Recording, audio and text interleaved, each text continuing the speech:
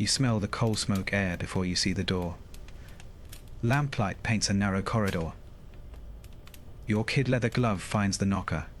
Somewhere inside, hushed drawing rooms hold their breath. A rectangle of card waits between your fingers. Thin, smooth, and suddenly louder than words. This is the world of Victorian etiquette rules, where women's propriety, social codes and conduct manuals turned ordinary moments into trials by paper and posture. And yes, you clicked for it. You're about to meet the weirdest etiquette rules Victorian women were forced to follow. Step closer. Bell sounds once. The calling card snap answers. A footman carries your name to the card trays like a verdict. Corner folds speak in arcane dos and don'ts. Upper left, I called. Upper right, congratulations. A penciled PPC. Leaving town? Morning calls aren't in the morning. At home day is invitation and shield, and introductions glide under salon protocol so gently a conversation can start, or never happen, without anyone losing face. Under gaslight halos, fussy rules and rigid conventions move the furniture of your life, an inch at a time. Here's a small gift before we go on. Breathe in for 4, out for 6, loosen your jaw. Picture yourself choosing the warmest route through this maze, past the tea table where the clink of teaspoons buys you time, toward the chair that lets you see the door, away from the guest who mistakes volume for charm. Knowing these tiny choices is how you melt suffocating respectability without lighting a match. You'll feel it in your body. Tight stays translate posture into virtue taxes. The rustle of silk announces you 10 seconds ahead. Gloves make touch legal and keep gossip off your skin. Gendered manners limit topics to safe lanes, yet there's a secret grammar inside them. Which remark buys you grace, which silence saves tomorrow's invitation, which exit lets a rumor die of boredom. Odd protocols, peculiar customs, ironclad decorum. When you learn their shape, they stop feeling like chains and start feeling like maps. We'll decode doorways and teacups, chaperone visits and visiting cards. Why leaving one's card mattered more than leaving a speech. And how respectability politics picked winners while pretending to protect everyone. You'll know which seat slows a conversation, which corner fold mends a mistake, and why a simple "not at home" could be the kindest sentence in London. If this is your kind of deep dive, with texture, story, and a little mischief, tap like and subscribe so you don't miss the rest. In the comments, tell me where you're watching from and what time it is right now. You're on a London doorstep with kid leather gloves and a name that fits on a small rectangle. Victorian etiquette rules tell you the card is your passport, your alibi, your almanac of fate. Women's propriety lives in your wrist. One precise knock, one measured breath, one calling card snap. Coal smoke air nibbles your throat as gaslight.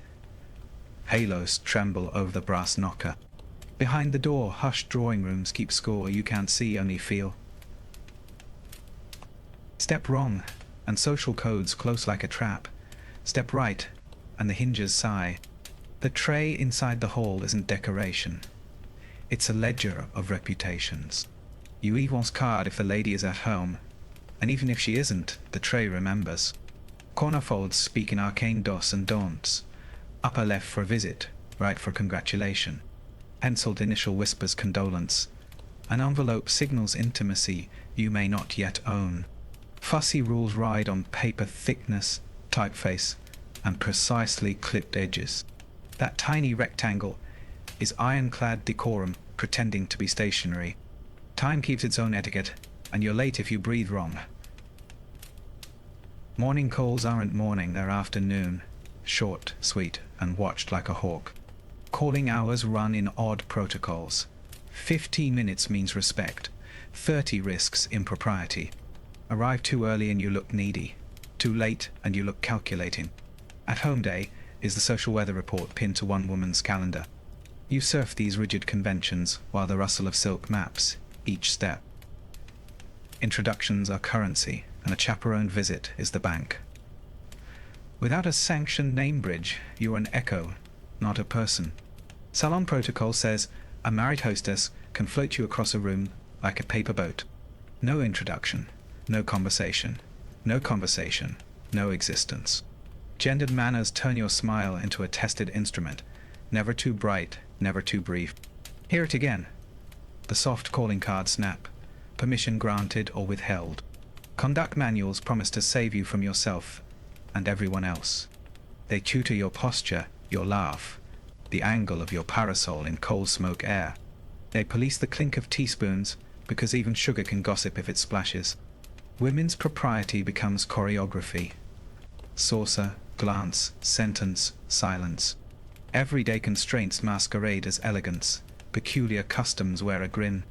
You memorize because thinking on your feet is considered dangerous. Respectability politics hums under every corridor and carpet. A widow's black can open doors that a debutante's blush cannot. Card trays become maps of who's allowed to breathe the same drawing room oxygen. Odd protocols decide whether your boots cross a threshold or freeze on the step.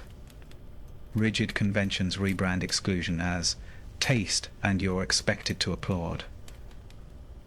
You keep your face kind and your pulse steady, even as the rules move mid-game.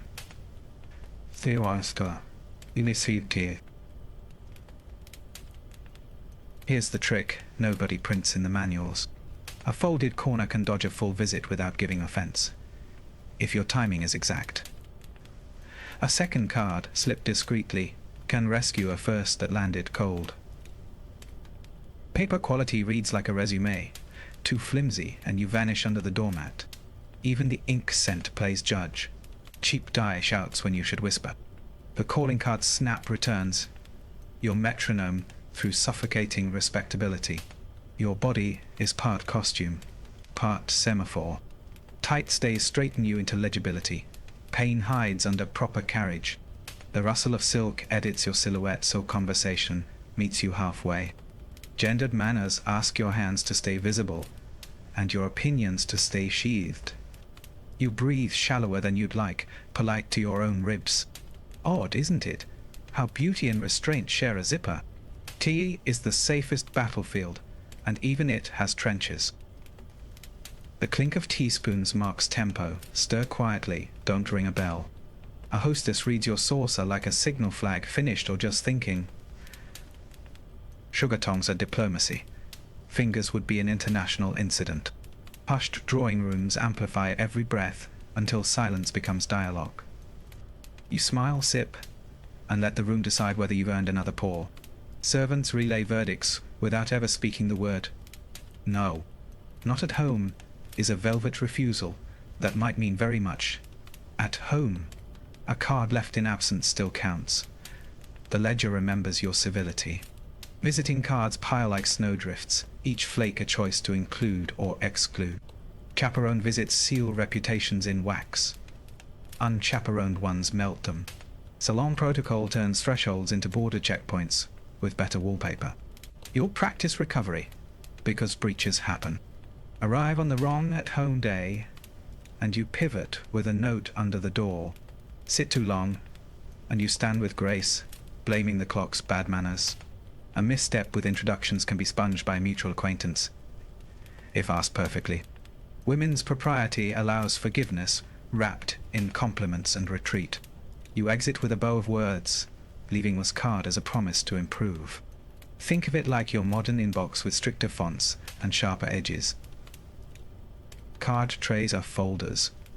Corner folds are subject lines. Calling hours are office hours. At home is availability status.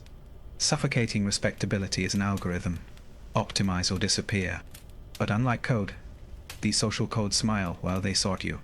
And somewhere, a bell rings and you're already late for the next call. So you breathe, straighten your gloves, and try again. Coal smoke air blurs the street. Kid leather scent steadies your hands. Gaslight halos turn doorways into small stages, and you hit your mark. The calling card snap keeps time, your private drum in a very public dance. Ironclad decorum feels less like iron when you know where it bends. And just beyond this doorway waits the next puzzle. The first words you're allowed to say, and the many you're not. You stand inside the threshold, warm air tasting of tea and coal smoke air. Victorian etiquette rules. Don't greet you. An introduction does, or you vanish. Without a name bridge, women's propriety makes silence feel like furniture. The hostess watches under gaslight halos, waiting to splice you into conversation. Salon protocol treats your identity like a parcel that needs signing. Until someone signs, you are present, but not yet permissible. The mechanism is invisible, but sharp, a set of social codes with tiny teeth. Conduct manuals say names should pass woman to woman like porcelain. Precedence decides who speaks first, and who nods, and who only smiles. Odd protocols mean rank can outrun wit by 3 laps around the carpet. Rigid conventions dislike improvisation unless a duchess is laughing. You learn to breathe in time with the clink of teaspoons. A chaperone isn't just company, she's a license with a heartbeat. In chaperone visits, distance is measured in inches and futures. A sofa can be safe ground, a window seat a scandal in waiting. Fussy rules draw map lines through hushed drawing rooms no one admits exist. The rustle of silk is a warning flare that arrives half a second early. Ironclad decorum wears a smile while it checks your footing.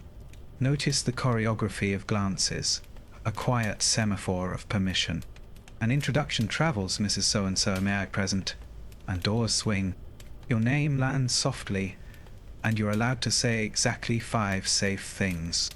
Weather, music, books, travel, and the room itself in that order. Arcane dos and don'ts keep your opinions laced tighter than your stays. Humor is welcome, provided it never needs to be explained.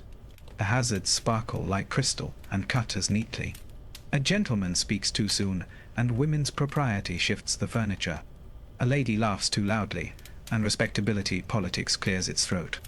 The kid leather scent of gloves reminds you where your hands belong. Conduct manuals prefer hands visible, voices moderate, feelings dressed for company. Even compliments wear gloves so they don't leave fingerprints.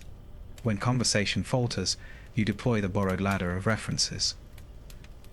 Dickens for levity, sermons for gravity, flowers for neutral ground. Salon protocol loves specimens. A pressed fern can carry a quarter hour. Peculiar customs allow you to shine by appearing merely agreeable. The clink of teaspoons resets the tempo, like a conductor's baton. You exit a sentence as tidily as you entered the room. Men may roam topic fields. Gendered manners keep you nearer the fence. A question becomes a ribbon you hand across the space, palm up. Too many questions, and it's prying. Too few, and it's pride. Suffocating respectability wants the center warmed, not burned. You practice the smile that says yes while promising nothing at all. Odd protocols grade every syllable on quietness and courtesy.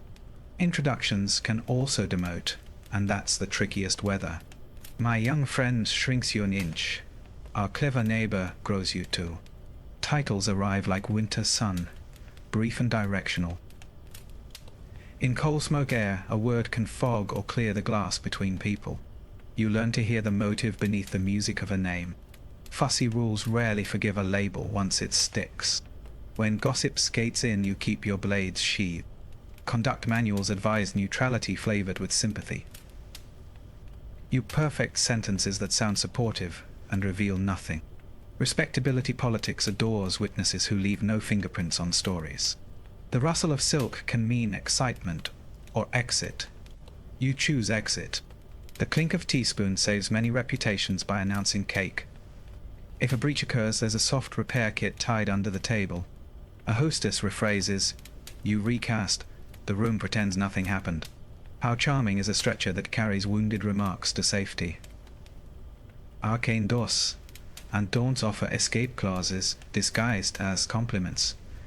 A chaperone coughs once, and the current changes without names attached. Ironclad decorum bends just enough to avoid snapping. Introductions end as neatly as they begin, with a courteous fade. You hand the conversation back like a book in good condition. The hostess files you mentally beside her card tray for future use. Everyday constraints feel lighter when you know the exits in advance. Gendered manners relent a fraction once you've proven you can steer.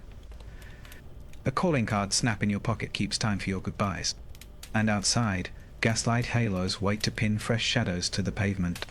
Tight stays loosen half an inch in the cab, and your lungs forgive you. Odd protocols linger, but the night air seems almost personal now.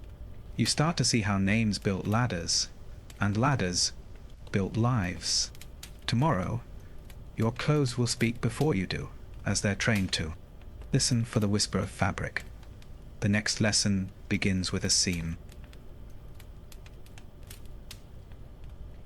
You dress like a letter you haven't spoken yet. Under gaslight halos, fabric reads louder than voices. Victorian etiquette rules turn seams into sentences and hems into headlines. Women's propriety sits in tight stays that translate posture into virtue. The rustle of silk is punctuation, crisp and perfectly timed. Even the kid leather scent of gloves edits who's allowed to approach. Conduct manuals list colors as if they were commandments. Jet black for grief, half mourning in violets and grays. White for fragile beginnings. Respectability politics makes your palette a public ledger of feelings.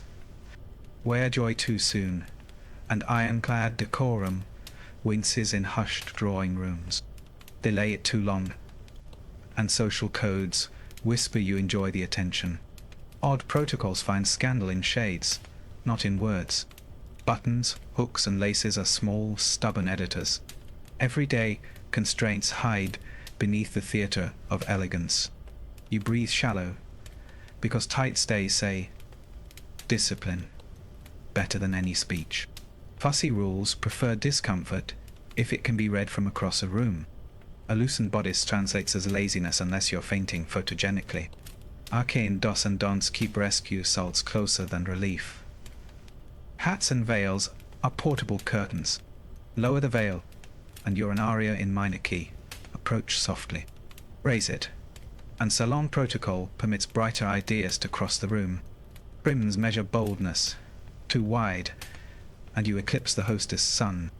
Pins matter. Too many glint, and the room calls it noise. Too few, and the wind commits a social crime on your hair. Gloves speak in dialects most men never learn. Kid leather means morning calls. Cream means neutrality. Black means business. Remove the right glove to signal ease, the left for something like trust. Leaving one's card barehanded is brave. Doing it gloved reads cooler. Corner folds on visiting cards bow to glove etiquette without complaint. The calling card snap pairs nicely with a quiet glove seam. Shoes whisper about distance and daring. Heels promise you won't run. Flats threaten that you might. Coal smoke air darkens hems. So street length says how far you travel.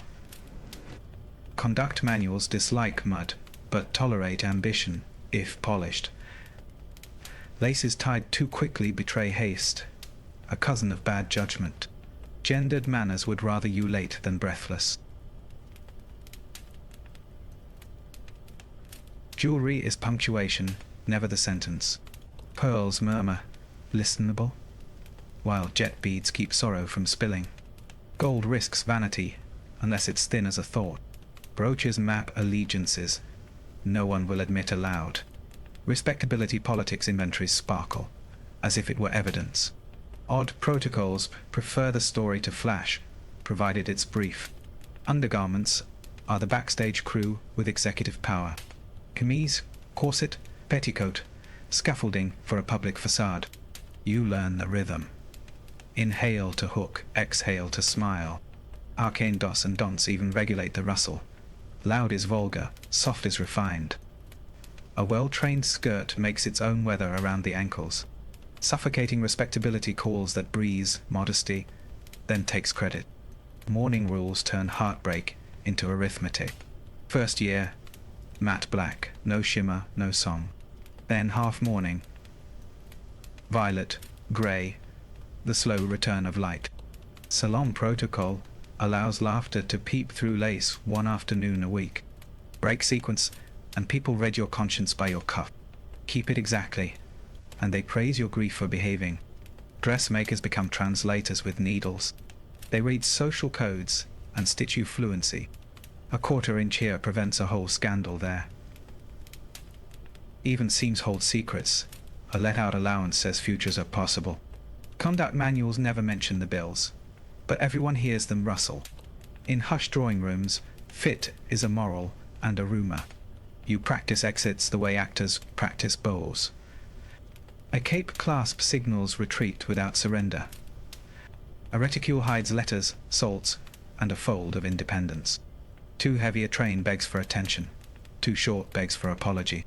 Rigid conventions love the middle path, so you aim for effortless medium. The clink of teaspoons cues your rise like a stage bell, and when the door reopens tonight, your silhouette speaks again.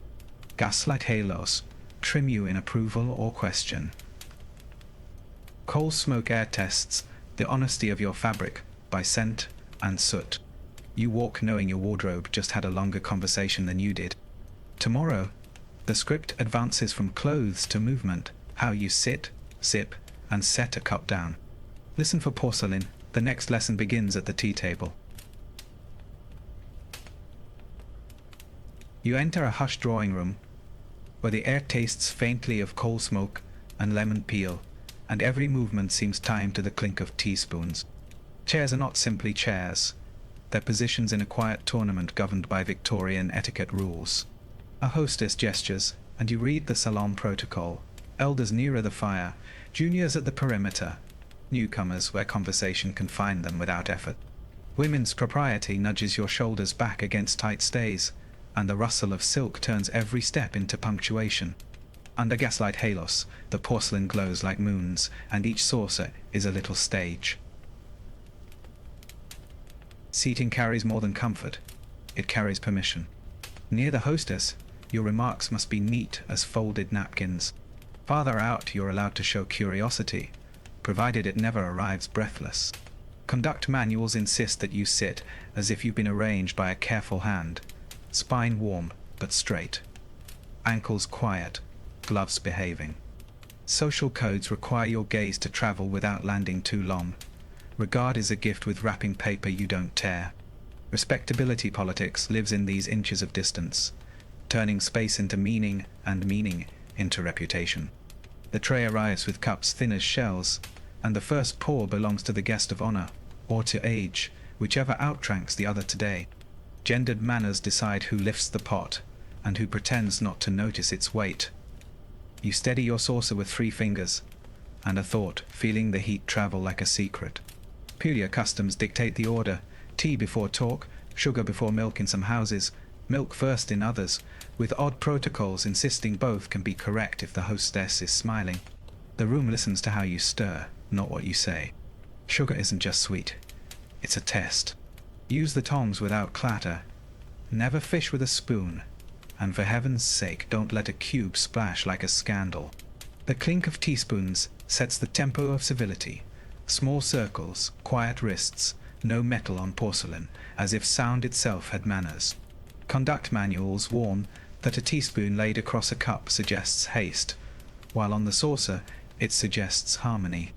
You practice harmony, letting the steam soften your jaw, while suffocating respectability watches for the first chip in your calm. Conversation opens like a fan. Weather first, then the street's little theater, then books, music, exhibitions, and only later, if ever, the hum of politics behind respectable curtains. Women's propriety keeps the air gentle, but it's not empty. The best talk wraps wit in warmth and leaves no fingerprints. Odd protocols say you can admire a hat without admiring the person too boldly, and you can praise a song without inviting a performance. Arcane dos and dons forbid complaints, yet permit anecdotes in which inconvenience becomes charm. You learn to turn problems into punchlines that never bruise. Cups speak their own dialect. A cup returned to its saucer invites the next remark. A cup cradled at chin height buys time to think. The handle points like a little compass, rightward for ease, inward for pause. Fussy rules whisper that one sip ends a sentence more cleanly than any period, and that a well-timed swallow can rescue you from the edge of indiscretion. Ironclad decorum doesn't hate laughter, it just wants laughter to know when to bow. You smile with your eyes and let the porcelain keep your secrets. Plates arrive with small cakes and biscuits, designed to be eaten without residue or regret. Social codes dislike crumbs, because crumbs tell stories. You take small bites, more choreography than appetite, and keep the conversation moving as if fed by air. The kid leather scent of gloves mingles with cinnamon, and the whole room becomes a museum of self-control. Conduct manuals recommend refusing a second slice unless pressed. Then accept gracefully, as if generosity could bruise if grabbed. Hospitality is both gift and exam, and you pass by making it look easy. Notice how invitations linger in objects. The visiting cards in a silver tray near the door record who may be mentioned and who must be left politely invisible. A corner fold on one card explains a short call earlier, and the calling card snapped from your pocket reminds you of promises pending. At-home day has already filtered the guest list. Chaperoned visits have smoothed the edges of Hellos. Salon protocol turns introductions into bridges you can cross with teacup in hand, never spilling, never rushing, and always returning something brighter than you borrowed. Preach management is its own art. Read file. If you tip a teaspoon too loudly, you let the moment cool and follow it with a kind remark that absorbs the sound. If two voices overlap, you retreat half a sentence and offer the lane with a nod. Should a subject stray toward sharp rocks, respectability politics expect you to tow it back to calm water using a neutral anecdote. Flowers in Hyde Park? A charity sale. A new edition of poems. Even silence is useful here. It lets the room reset its pulse without losing face. You'll see how attention moves like a candle flame. Sheltered, past, never blown out. The hostess conducts with glances. The best guest reads the baton and keeps the melody human. Gendered manners let men drop a fact. Women link it to feeling and return it warmed. Everyday constraints are real. Stays, schedules, calling hours. But they don't have to bind the mind. Within ironclad decorum, there's a narrow corridor where originality fits if it wears soft shoes.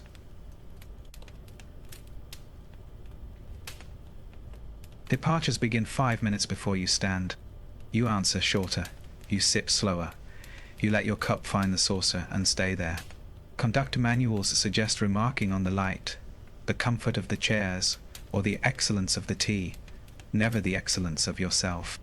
You rise when the room feels completed, not when you're finished, and you thank the hostess in a sentence that remembers her effort. Leaving one's card later, hand-delivered or sent, closes the loop with paper that says what voices shouldn't. I noticed, I'm grateful. I return the grace. When the door opens to the street, the coal smoke air feels cooler than it should, and the gaslight halos look almost companionable. You'll carry the tea table's grammar into the next room of your education. The dinner table, where place cards outrank opinions and knives announce what you're allowed to say. For now, tuck the clink of teaspoons in your pocket. It will keep time while you learn how candles, courses, and conversation choreograph the longest hour of the evening. You arrive to hushed drawing rooms that smell faintly of beeswax and coal smoke air, and the first thing you notice isn't the food. It's the map. Place cards sit like small commandments, and Victorian etiquette rules insist you obey them as if the chairs were laws. Candeligal, Milchunton Camnam, in Barataiwe, Alkiva, Stairs, Econoscontrail. Women's propriety reads the table before it reads faces, because seating decides who may speak to whom. Social codes braid rank, kinship, and gossip into a seating chart that looks polite and acts powerful. Under gaslight halos, silver glints like punctuation waiting for its sentence. You take your marked chair and feel the evening tighten like a bowstring. The cover, napkin, plates, a small forest of cutlery, claims its territory before you do. Manuals teach the outward in rule, but they also expect you to watch the host for tempo. A knife shape hints at its mission. A broad one for fish, a slim one for meat, each blade a verb. Fussy rules dislike hesitation, so you practice in your head. Lift, pause, place, never scrape. The clink of teaspoons from the sideboard sets memory, humming, a safety net for nerves. Ironclad decorum prefers you to be invisible and exact at the same time. Conversation is a duet, never a solo, and the menu cues topics. Soup invites gentle questions. Fish tolerates light wit. Roast calls for stories that end kindly. Gendered manners ask you to speak across, not down the table, and to let your voice wear soft shoes. Odd protocols forbid talking over a service, as if sound could bruise flavor. Respectability politics pretends politics isn't present, then laughs when it appears wearing a veil. Bread and butter are diplomacy. Tear small pieces. Never saw, never butter the whole slice as if you were painting a fence. Everyday constraints hide in plain sight. The knife rests on the plate at a diagonal to say, I'm thinking. Parallel to say, I'm done. You learn to signal without semaphore flags. Only porcelain and steel. The rustle of silk beside you is reassurance that others are translating the same code. Arcane dos and don'ts keep the table from turning into a stage for appetite. Wine appears as a tutor in restraint. A host may recommend, but your glass answers for your judgment. Conduct manuals bless a brief taste and a longer smile. Excess is a story the room repeats. Women's propriety keeps the glass traveling slowly, a small orbit that never becomes a comet. Kid leather scent from gloves tucked beneath napkins reminds hands to be graceful, not grabby. Suffocating respectability takes notes without ink. Now fish. No bones on the tablecloth. Only on the rim of the plate, or a side dish if provided. The fish knife is shaped like a leaf to lift flesh without hacking. You treat it like a bookmark sliding under text. Social codes love invisible effort, so you move with quiet precision. If a bone catches your throat, you solve it with a handkerchief and dignity, never a scene. Hushed drawing rooms prefer bravery that leaves no footprint. Odd protocols forgive nothing that looks like panic. Roast arrives with ceremony, so should your calm. You cut small. You chew without commentary. You let the talk travel, while your fork does ordinary miracles. Conduct manuals dislike speed, almost as much as sloth, so you aim for evident enjoyment at a measured pace. Rigid conventions say never chase peas or outrun gravy. Under gaslight halos, everything shines, including mistakes. You keep yours small and soluble. Sauces and salts are treaties. Never reach. Ask, and let a footman bridge the distance, or a neighbor if the household is modest. Women's propriety treats the table as a commons run by courtesy. The clink of teaspoons from the service door times the arrival of the next course, and your shoulders drop a shade. Arcane dos and don'ts transform appetite into grammar. Thinodiciensis tatitanta grammar. You're learning to conjugate hunger into grace. Between courses, the table breathes. Talk grows a size larger, then shrinks as plates change.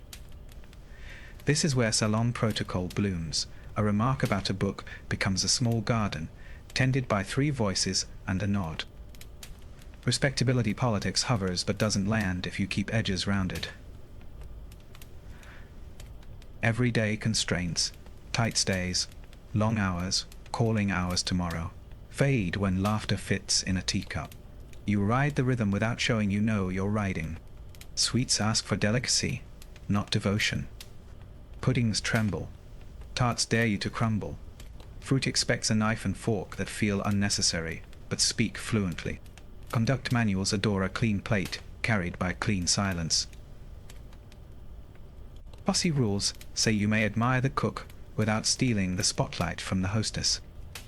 The room tastes of citrus and vanilla with a coal smoke afterthought, a city's breath folded into sugar. Coffee or tea closes the circle, and the clink of teaspoons returns like a friendly tutor. Cups are lighter now, so is the talk. Visiting cards nearby remind you that tonight's grace earns tomorrow's invitation. Corner folds will later explain brief goodbyes, and leaving one's card will patch any small awkwardness. Ironclad decorum loosens half a notch when the tray appears. You feel permission to be human by a finger's width. When you rise, chairs whisper approval across the carpet. You leave your napkin tidy, your plate honest, your reputation taller by less than an inch, and exactly enough. Gaslight halos float in the hallway like quiet applause. Women's propriety has carried you through another maze without scuffing your shoes. And beyond those doors, the music is already warming up, the rustle of silk turning into time, the floor teaching feet what words cannot. Shall we step toward the dance? You step from the cloakroom into a blaze of gaslight halos, a room humming like a hive tuned to strings. Coal smoke air trails in from the street and dissolves into perfume, starch, and the faint kid leather scent of gloves. This isn't just music and chandeliers, it's ironclad decorum set to 3/4 time. Victorian etiquette rules turn the floor into a map. Who moves, who waits, who watches. Women's propriety decides the temperature of every glance. If you read the room, you'll feel the beat hidden under the rustle of silk. The invitation started days ago with visiting cards and answer notes. A quiet war fought in card trays and corner folds.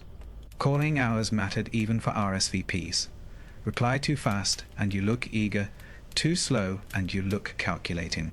At the door, names are checked as if they were passports stamped by salon protocol.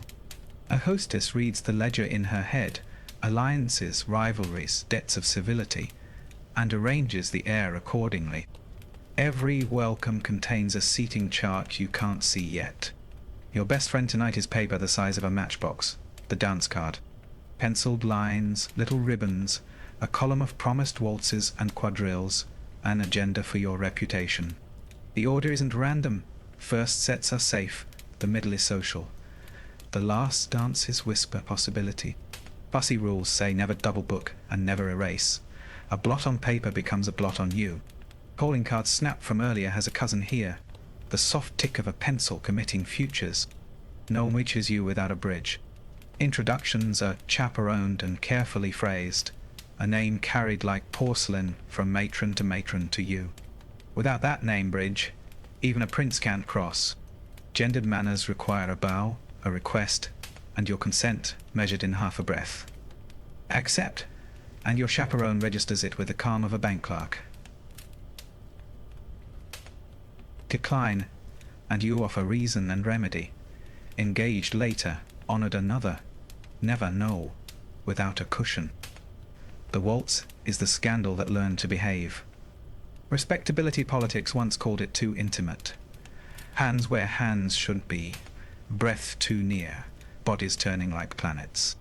Now it is allowed under watchful eyes, provided the hold is correct, the distance defensible, and the spin never flirts with dizziness. Tight stays do their silent work, translating posture into virtue and oxygen into discipline. Odd protocols even time the length, long enough for grace, short enough for innocence. You dance inside a parenthesis. Footwork is literacy.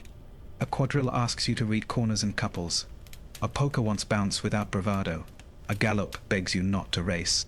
Everyday constraints, stiff shoes, heavy skirts, force small steps that look like elegance when done on purpose. If you misplace a foot or tread a hem, you don't apologize. You recover, light joke, lighter smile, and a smooth exit to the measure. Conduct manuals love composure more than perfection. The room forgives quick learners. Gloves are the treaty that makes touch possible. Kid leather keeps skin from telling stories it shouldn't. Bare hands are for relatives, emergencies, or countries with looser customs. A gentleman's glove stays on. A lady may remove one to manage a fan or refreshment, but returns it before the next set. The economy of touch runs on these unspoken tariffs. Break them, and you spend more reputation than you meant to. Keep them, and the night feels neatly stitched. Talk on the floor is a soft instrument, never a trumpet. Safe subjects float. The orchestra, the decorations, a book you can admire without debate. Arcane dos and dons forbid questions that might corner a person's private life.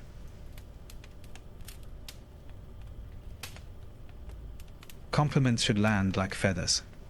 About footwork, never about figure. About taste, never about cost. You speak in sentences that fit between turns, ending cleanly where the music breathes. The clink of teaspoons from the supper room reminds you relief is coming. Benches carry their own weather report. Wallflowers are rarely without stories. Sometimes they're strategists waiting out poor partners, sometimes victims of a cold introduction chain. A declined dance must be followed by declining others in that set, lest respectability politics accuse you of selective cruelty. If your card is full, you show it. If it isn't, you protect dignity with a promise to pencil a future set. Salon protocol dislikes pity, but adores tact. Tonight, tact is a shawl that fits everyone. Mishaps happen. A snapped shoe strap, a fainting spell from tight stays, a hairpin surrendering mid-waltz. Recovery is choreography. Friend screens you with her skirt. A footman materializes with a chair. Ammonia salts whisper you back to earth. You return once the room has forgotten the center of the circle was you. Odd protocols prefer triumphs so discreet that no one remembers why you're admirable. In this world, invisibility is sometimes the highest praise. Refreshments are a ceasefire, with lemon water and ices. You accept the escort to the supper room, never vanish alone, and always return to your chaperone before the next promise on your card. A plate you can eat standing is a blessing. Gravy is an enemy. Women's propriety insists you eat enough to be steady and little enough to be light. You talk kinder here. Laughter has permission to show a tooth. Then back to the floor before the room writes a story in your absence. By midnight, you can read the ledger under the music. Pairings went random. A last waltz with a certain name is as loud as an announcement in the morning paper. The ball is where respectability politics dips its pen in romance and writes in cautious ink. Everyday constraints turn into opportunities. An introduction here, a promise there, a future morning call implied by a final bow. If you've navigated well, your card is lighter and your prospects heavier. When you step into the night, coal smoke air feels honest after the sugar and spin. Your chaperone is satisfied. Your name has begun to mean something new in a handful of hushed drawing rooms. Tomorrow brings the sequel, the manuals barely mention. The morning after, with visiting cards, at-home day calculations, and letters that smell faintly of violets and strategy. Shall we open the stationery box next? Morning arrives with lists. You spread visiting cards on the desk like a map. Who called yesterday? Who expects you today? Who must be answered before the week grows a second head? Victorian etiquette rules turn errands into choreography. Card trays to consult, at-home day to respect, calling hours to hit precisely. Women's propriety asks you to make it look effortless, even as you plan the route like a general. Coal smoke air hangs in the curtains. The kid leather scent of gloves says don't be late. Morning calls happen after lunch, of course. Another odd protocol with a straight face. The window is narrow, usually 2 to 3 hours, and the clock is a referee who never smiles. 15 minutes is the golden length. Arrive composed. Exchange warmth without steam. Depart before comfort becomes burden. Respectability politics hides inside those minutes. Leave too soon and you seem cool. Too late and you seem clingy. Rigid conventions turn time into a moral. Cards come first. You stack a small sheaf with corners ready for folding. Upper right for congratulations. Upper left for a personal call. Lower right for condolences if needed. A penciled initial whispers, I called in person when the door never opened. Paper weight matters. Flimsy cards suggest flimsy resolve. So you choose stock that holds your name like it means it. The calling cards snap. As you count them out, becomes your metronome for the afternoon. Doorsteps are classrooms. A servant answers. Their face is a weather report for the household. Sun, drizzle, or not at home delivered like velvet. Social codes make not at home a complete sentence that might mean anything from migraine to a diplomatic. No, thank you. If admitted, you leave one's card anyway. If not, you still leave one's card because the tray remembers. In this world, trays have longer memories than people. Inside, a short lane of small talk carries the visit. Hushed drawing rooms prefer topics that don't stain. Health, books, recent charity sales, a safe exhibition, the day's gaslight halos, if it's already dim. A clink of teaspoons may join you if the hostess offers a quick cup. Accept if it's poured, decline if it would stretch the clock. Gendered manners keep your hands visible and your opinions in their Sunday clothes. You're friendly without becoming familiar. At-home day is the traffic light of the week.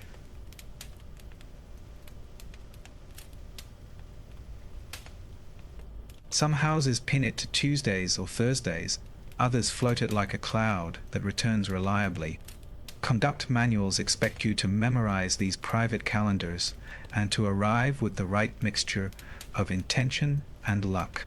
Turn up on the wrong day, and you've created work for someone else. Do it twice and suffocating respectability raises an eyebrow. You start to feel like a watchmaker of human minutes. Letters are the next breath of reputation. A call today becomes a note tonight, thanking, apologizing, or arranging chaperone visits with the economy of perfect sentences. Good paper, steady ink, no blots. Salon protocol loves a line that says much by saying less. A faint scent, violet or nothing at all, makes the page feel human without screaming perfume. Sealed properly, addressed neatly, and posted promptly. A letter can fix what your voice didn't have time to finish. All afternoon you're doing quiet mouth. Who called first? Who called twice? Who deserves precedence? Who must wait without feeling dropped? Card trays at each stop are ledgers you read at a glance. Names stacked by season, corner folds like footnotes, a small archaeology of alliances. Respectability politics lives in that archaeology. It forgives slowness but not sloppiness. You aim for consistent, not constant. Mistakes happen, but there are tidy repairs. Arrive during the wrong calling hours, and you apologize in writing the same evening, enclosing a card with a crisp corner fold. Overstay by 5 minutes, and you mention the delightful room on your way out, giving the hostess the last word. If you misjudge rank and speak too freely, you return with a bouquet and restraint. Ironclad decorum softens when you show you understand why the rule exists. None of this is free, even if no money changes hands. Cabs or carriages cost. Shoes scuff. Tight stays test your patience. The route tests your stamina. Everyday constraints. Weather, distance, the stubborn schedule of meals press around the edges of your best intentions. But the work compounds. 3 weeks of faithful calls turns into a season of easy doors. Social codes reward reliability like interest. You'll develop small strategies that no manual prints. Leaving a second card after a chilly reception resets the ledger without demanding warmth.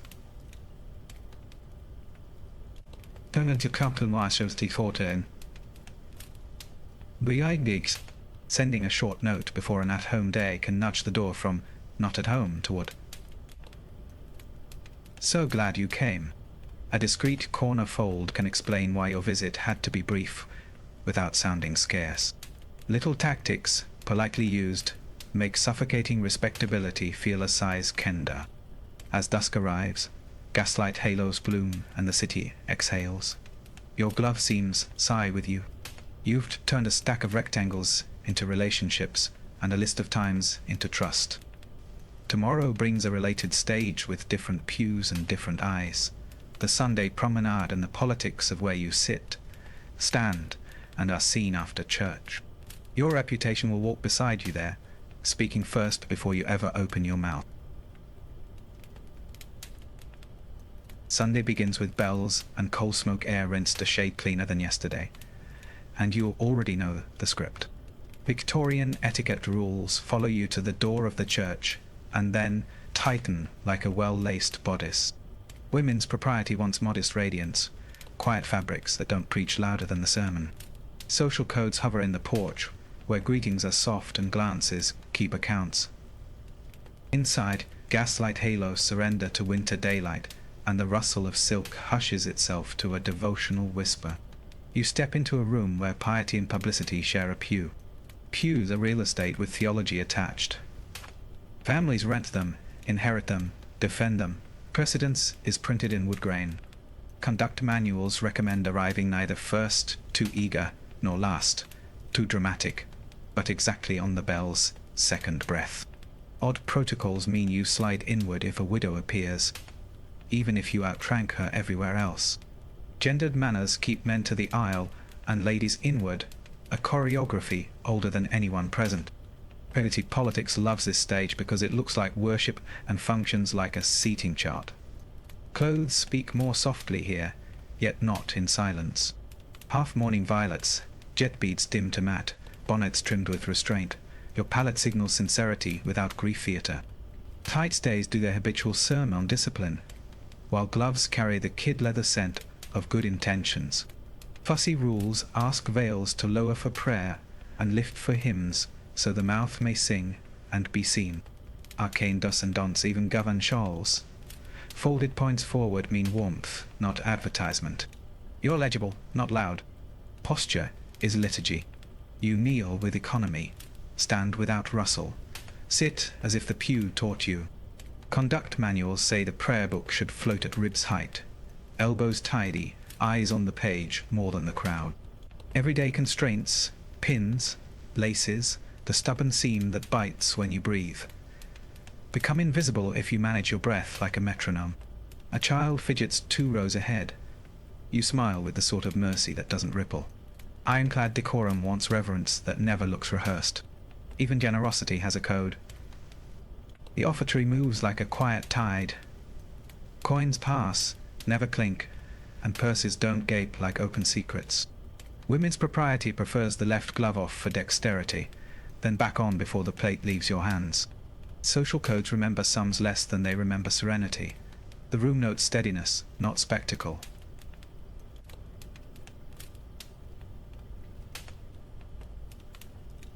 Peculiar customs allow a folded visiting card with flowers for the poor box later.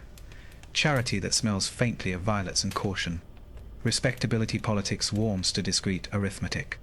Eyes also tithe. You acknowledge acquaintances with the smallest bow of lashes, never a wave, never teeth. Introductions. Inside the nave are rare. Solemn protocol defers them to the porch where voices may live. If a stranger shares your pew, you offer the hymnal's edge, not your name. Names belong to daylight after the dismissal. Fussy rules are oddly tender here. Make room for grief and infirmity first, then rank. You learn that holiness and hierarchy shake hands more often than they argue. Porch is where Sunday exhales. Clergy perform gentle traffic control. The vicar's wife becomes a bridge of introductions, chaperoned and tactful. Mrs. So-and-so, may I present? And suddenly a week of calling hours rearranges itself. Corner folds on tomorrow's cards are effectively decided right here, beneath a sky that pretends neutrality. Gendered manners ensure men fetch carriages, while women sew small alliances from 3 sentences and a nod. The calling card snap is audible only in your head, and it's enough. Then comes the promenade, Sabbath second service. Park paths fill with orderly currents of families, chaperones, and eligible question marks. Social codes set the speed, either brisk, busy, nor languid, and conversation rides the surface like a well-balanced hat. Parasols become punctuation. They point, shade, and occasionally hide a blush that doesn't wish to register publicly. Respectability politics adores this theatre. Everyone visible, no one admitting the stage. You walk as if fresh air were immoral. Benches carry quiet laws. Never take the end if an elder approaches. Never sit so long, the scene forgets you're moving. If invited to share a seat, you accept the far half, leaving one polite cushion of air, permission without presumption. Conduct manuals suggest topics as light as crumbs. Flowers, last night's hymn, the child who mistook a goose for an angel. Odd protocols forbid remarks on cost, lineage, or the sheen of anyone's boots, unless you're prepared to marry them. You won't be. Gossip skates on Sunday shoes, and you keep yours dull. A question that aims below the surface gets a ribboned answer that lands back on top. How is she managing? With admirable patience, will they return? The season will tell. Salon protocol rewards this silkiness with more invitations, and fewer fires to put out on Monday. If someone tugs harder, you change lanes. Greet a passing friend, admire a terrier, rescue a child from a puddle that didn't need rescuing. Arcane dos and don'ts applaud. Evasions that save 3 reputations at once. Noticing is permitted. Pursuit is scheduled. If a dance partner from last night reappears at 3 arms' lengths and 1 matron, a future at home day may be implied. A chaperone takes the compass reading and files it like a note in the card tray of her mind. You say very little and mean considerably more. Respectability politics prefers hints to declarations because hints can be rewritten. Tomorrow's letters, short, neat, scented like nothing, will decide whether today's breeze becomes weather. By dusk, the clink of teaspoons resumes in hushed drawing rooms, and Sunday folds itself like a shawl returned to its drawer. You've prayed, paraded, and placed yourself precisely without looking placed. The week's machinery hums to life behind the wallpaper. Committees, bazaars, subscription lists where charity and competition braid their hair. That room has its own arithmetic of names and favors, and your seat at the table isn't padded. Shall we step into the committee room and see how a good work becomes a ledger with a smile? You step into a committee room that smells of coal smoke air and ink, where gaslight halos turn dust into confetti, and the clink of teaspoons keeps time. On the table lies the parish ledger, guarded by a pencil with a will of its own. Victorian etiquette rules sit in every chair before anyone does. Women's propriety asks you to look helpful before you speak, and social codes make good works feel like a waltz done sitting down. If you can read the room, you can read the future written faintly in pencil. Subscriptions are the bloodstream. A list pinned to felt shows names, sums, and a column for promises that sound like money without being it yet. Respectability politics loves this transparency because it looks like virtue and functions like ranking. Conduct manuals call it generosity. You'll learn it's also navigation. Who gave last quarter, who matched, who gave late and sent violets to apologize. The ledger is polite, but ironclad decorum holds the pen. Attendance begins long before anyone arrives. Visiting cards went out 2 days ago. Corner folds telling who was invited to advise and who was invited to agree. Card trays across the parish will echo today's meeting by nightfall. At-home day rules still apply. Ignore them and you'll discuss good works with an empty room. Leaving one's card afterward will matter as much as anything you said at the table, because memory in hushed drawing rooms is made of paper. Seating is a silent constitution. The vicar's wife presides. 2 matrons flank her like commas. Younger ladies anchor the ends where ideas can float without capsizing. Gendered manners ensure any gentleman present is named patron and promptly outmaneuvered. Fussy rules place sewing baskets within reach and power, farther from the door, so no one important is interrupted by late arrivals. Odd protocols mean the best chair is never the one that looks best. Comfort is for guests, leverage for hosts. The agenda is practical theatre. Soup funds, coal tickets, blankets, the orphanage roof. Each item arrives with a story and a price. Tasks fall like confetti that knows where to land. You to the raffle book, her to the bazaar stall, another to the sewing circle that stitches virtue into hem allowances. Conduct manuals make it sound simple. Everyday constraints make it real. Tight stays, cold rooms, short afternoons, and chilblained fingers that will still hem for 3 hours because winter doesn't keep its own accounts. Money handling is etiquette in arithmetic. Coins pass in envelopes so they don't gossip.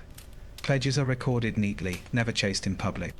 Anonymity is praised aloud and quietly discouraged. Public lists encourage public spirit after all. Respectability politics draws a soft halo around names that appear often and early. You'll learn the exact phrase that invites a larger gift without sounding like you invited anything. If circumstances ever permit, your kindness would be felt.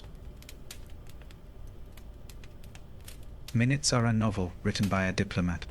The secretary, always a calm woman with ruthless penmanship, turns stumbles into spirited discussion and disagreements into varied views. The rustle of silk becomes punctuation. A cough edits a sentence before it lands. Salon protocol thrives here. An anecdote about a widow who chose coal over candles becomes a moral that moves 5 shillings from cake to coal. The calling cards snap you here in your head reminds you which names your notes must mention. Boundaries hide in benevolence. Who qualifies as the deserving poor is decided in language that never says no while saying it. Chaperoned visits to inspect cases are arranged with care, courtesy protecting the inspected and the inspector. Arcane dos and don'ts require 2 ladies together after dusk, and a third if the address is questionable. Women's propriety dresses caution as compassion, and you practice both until the difference blurs. Logistics test virtue at the ankles. Soup must be delivered before it skins, coal tickets before the frost deepens, blankets before the damp climbs the wallpaper. Everyday constraints, horses, weather, a footman with influenza, turn plans into puzzles. You will learn to pack letters, lists, and a stub of sealing wax into a reticule that weighs more than it looks. Kid leather scent and the polite ache of tight stays become your work uniform. Optics are work, too. A charity bazaar must look merry without appearing profitable. A raffle must feel lucky, never predatory. Gaslight halos flatter ribbons that were chosen to flatter donors who were chosen to flatter an outcome. Suffocating respectability insists the stall be modest, while expecting it to fund an entire wing. You make change with one hand and futures with the other, smiling as if both were light. Crisis arrives quietly. A misposted list, an overordered cake, a rumor that someone pocketed a shilling. Repairs are executed with paper and tea.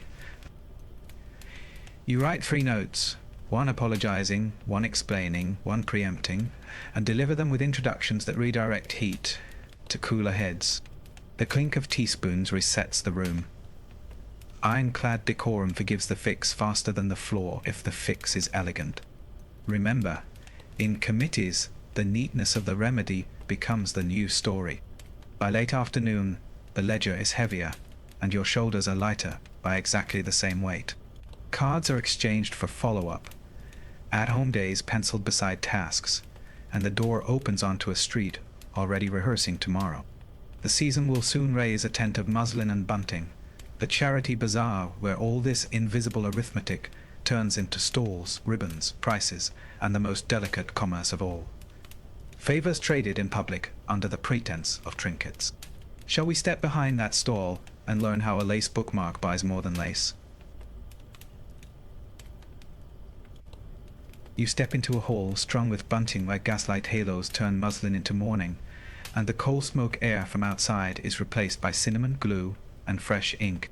Victorian etiquette rules arrive before the crowd does. Prices pinned just so, ribbons tied in bows that look effortless, raffles labeled in a hand nobody can fault.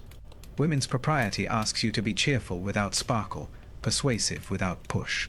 Social codes hum beneath the rustle of silk. Every stall is a sentence in a longer argument about respectability. The layout itself is strategy. Needlework near the entrance, so careful eyes slow down. Sweets at the corner where children pull parents. Books where the clergy must pass twice. Conduct manuals would call this good sense. You can feel the ledger breathing under the table. Respectability politics wants charity to look modest while behaving ambitious. Odd protocols ban shouting prices but encourage stories. A lace bookmark is never 6pence. It's for the new roof, if you please. The clink of teaspoons from the refreshment table keeps everyone kind. Pricing is etiquette in arithmetic. Fussy rules dislike haggling, so you learn the gentler dance. What you think right from someone who knows exactly what's right. For the cause from someone who will happily pay a shilling to avoid arithmetic in public.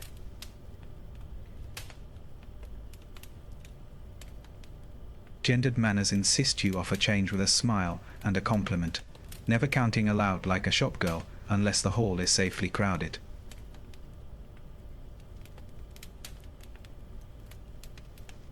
Everyday constraints, small coins, sticky fingers, the way tights stay short in breath, make patience a currency of its own.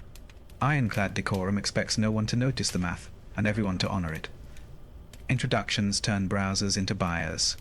Mrs. Ellery embroidered these by lamplight, says the vicar's wife, and suddenly a napkin ring acquires a halo. Salon protocol travels person to person. stitching names to objects so money becomes gratitude rather than transaction. You manage the flow like a hostess at a dance, too many at once and no one chooses, too few and the stall looks lonely. A chaperoned visit to the raffle table reads safer than a gentleman lingering unintroduced. You nudge the scene back inside the lines without anyone feeling moved. Raffles are theatre with paper props. Tickets are numbered by a hand that never smudges. The drum turns at a pace that suggests fairness, and the first prize is desirable, without flirting with extravagance. Arcane dos and dons keep donos names small, and the beneficiaries needs large. When a child draws the winning number, the hall exclaims on cue. When a matron wins, she donates it back and becomes the afternoon's headline in hushed drawing rooms. That's how suffocating respectability breathes, through gestures that look spontaneous and have been rehearsed since Tuesday. Behind the stall, your tools are quiet ones. String, safety pins, a pencil with a will of its own, and visiting cards tucked near the cash box for promises that must be recorded to become real. Corner folds marked pledges. Upper right for collected, lower for to be fetched by footman. Leaving one's card after a generous purchase keeps the ledger tidy and gives you tomorrow's calling route. Calling card snap in your pocket keeps time as well as any metronome. Conversation is your ribbon. You tell the story of the cold tickets without making anyone feel the draft. You mention the orphanage roof without pointing at it with a sigh. Women's propriety prefers anecdotes to appeals. A widow who chose warmth over candles will move more coins than a balance sheet. Respectability politics adores the phrase, "if circumstances permit," which opens purses without cornering pride. You learn how far a compliment travels when it rides home on a paper parcel tied with string. Mishaps are inevitable and instructive. A price goes missing. You assign one with a smile and a nod to the cause. A gentleman offers too much attention. A friend arrives, and the stall suddenly needs 2 pairs of hands and 1 fewer admirer. A jar of sweets spills. Children descend. You turn chaos into charity by selling lucky pieces for a penny to those quick enough to laugh. Conduct manuals never mention sticky sugar on satin. You manage it anyway, and the satin forgives you after a damp cloth and composure. Looks matter as much as totals. Gaslight flatters ribbons, but is merciless to vanity, so you keep your face readable and your eagerness quiet. Odd protocols suggest alternating tasks, rap, write, talk, so no one feels pressed by the same person twice. The clink of teaspoons calls you for 10 minutes of tea. You go, because stamina is immoral here. In the corner, card trays record who came, who sent, who meant to. Those trays will speak tomorrow more loudly than today's applause. By late afternoon, the hall smells of triumph and pastry. The subscription board shows names with sums beside them, like shy medals, and the vicar's wife counts the envelopes without counting the room. You file notes for follow-up. A promised bolt of muslin, a gentleman's offer of firewood, 3 volunteers for chaperone visits to the colder streets. Everyday constraints, aching feet, tight stays, coal smoke air waiting outside. Press closer, but so does momentum. The ledger is heavier by pounds and lighter by worry. You close the stall as if folding a map, tucking small secrets where they belong. Leftover ribbons are catalogued, pins returned to their tin, and the best unsold piece is set aside for a thank you gift that will solve a problem money couldn't. Women's propriety says never leave a hall that looks tired. You smooth tablecloths and restore the room to the promise it kept. Respectability politics will read this neatness tomorrow and call it character. Step into the evening and you'll feel how public virtue turns private again. Letters to write, thanks to send.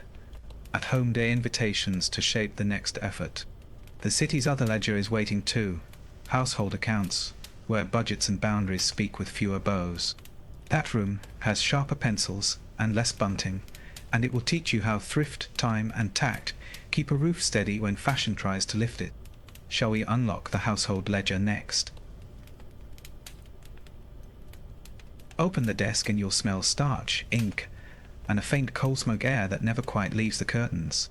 A household ledger isn't just numbers. It's a diary that doesn't gossip and a mirror that refuses to flatter. Victorian etiquette rules sit on the first page. Rent, coal, candles, food, wages, columns as rigid as any sermon. Women's propriety expects you to steer without ever looking sweaty. Social codes nod approvingly when the sums align and frown, invisibly when they don't.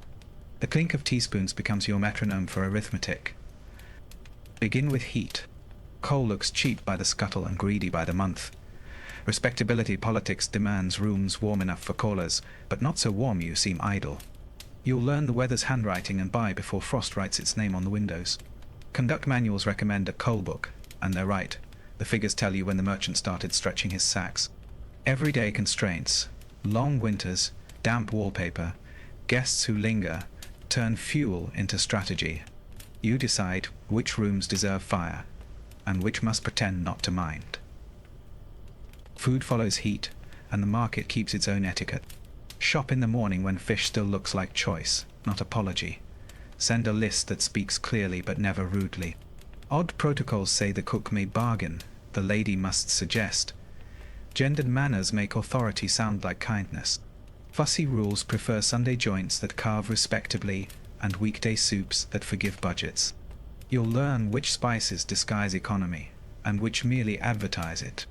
Hush drawing rooms can taste arithmetic in a pie. Servants are not a line item. They're the instrument you're conducting. Wages, half-days, livery, boots, soap, the ledger tracks pounds, the house hears tone. Salon protocol asks you to praise in public, correct in private, and never confuse sarcasm with wit. Ironclad decorum requires clear orders delivered as sentences, not sighs.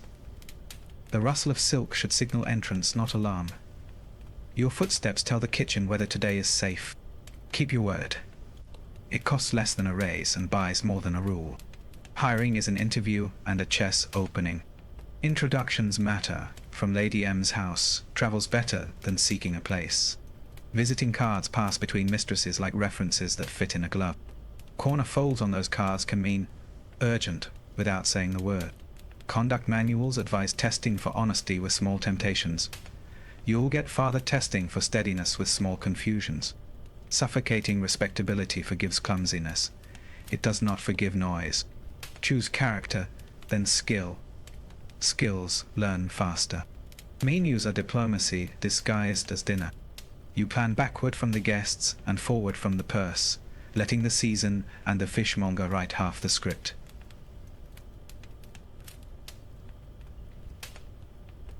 Gendered manners prefer abundance that doesn't brag. Social codes punish extravagance when coal is dear.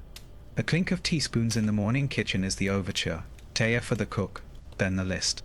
Odd protocols say leftovers are thrift in a pie and vulgar on a plate. You'll become a poet of pastry. Your ledger smiles when pastry saves the day. Laundry will try to eat your week. Tight stays and long skirts multiply linen like rabbits. Rain doubles the trouble, and bad soap chews morale. Fussy rules count tablecloths the way bankers count notes. Stains argue your reputation louder than your hat ever could. Everyday constraints mean choosing between perfect and done before Sunday. Invest in good pegs, stronger lines, and a maid who can read weather by the smell of the yard. Kid leather scent belongs in the hall, not on the wash. Repairs are where thrift earns its halo. A seam let out before a gown splits is cheaper than a new dress and kinder to your calendar. Conduct manuals keep a mending basket. You'll keep one and a promise to touch it twice a week. Servants' boots, door latches, the stubborn window catch. Little mendings prevent loud expenses.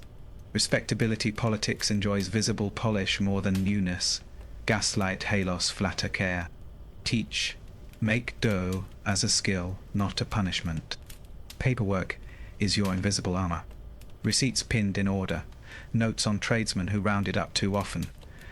A calendar for at-home day that won't collide with deliveries. The calling card snap in your pocket helps you file invitations against bills. Seeing both on one page stops you from feeding guests with money meant for coal.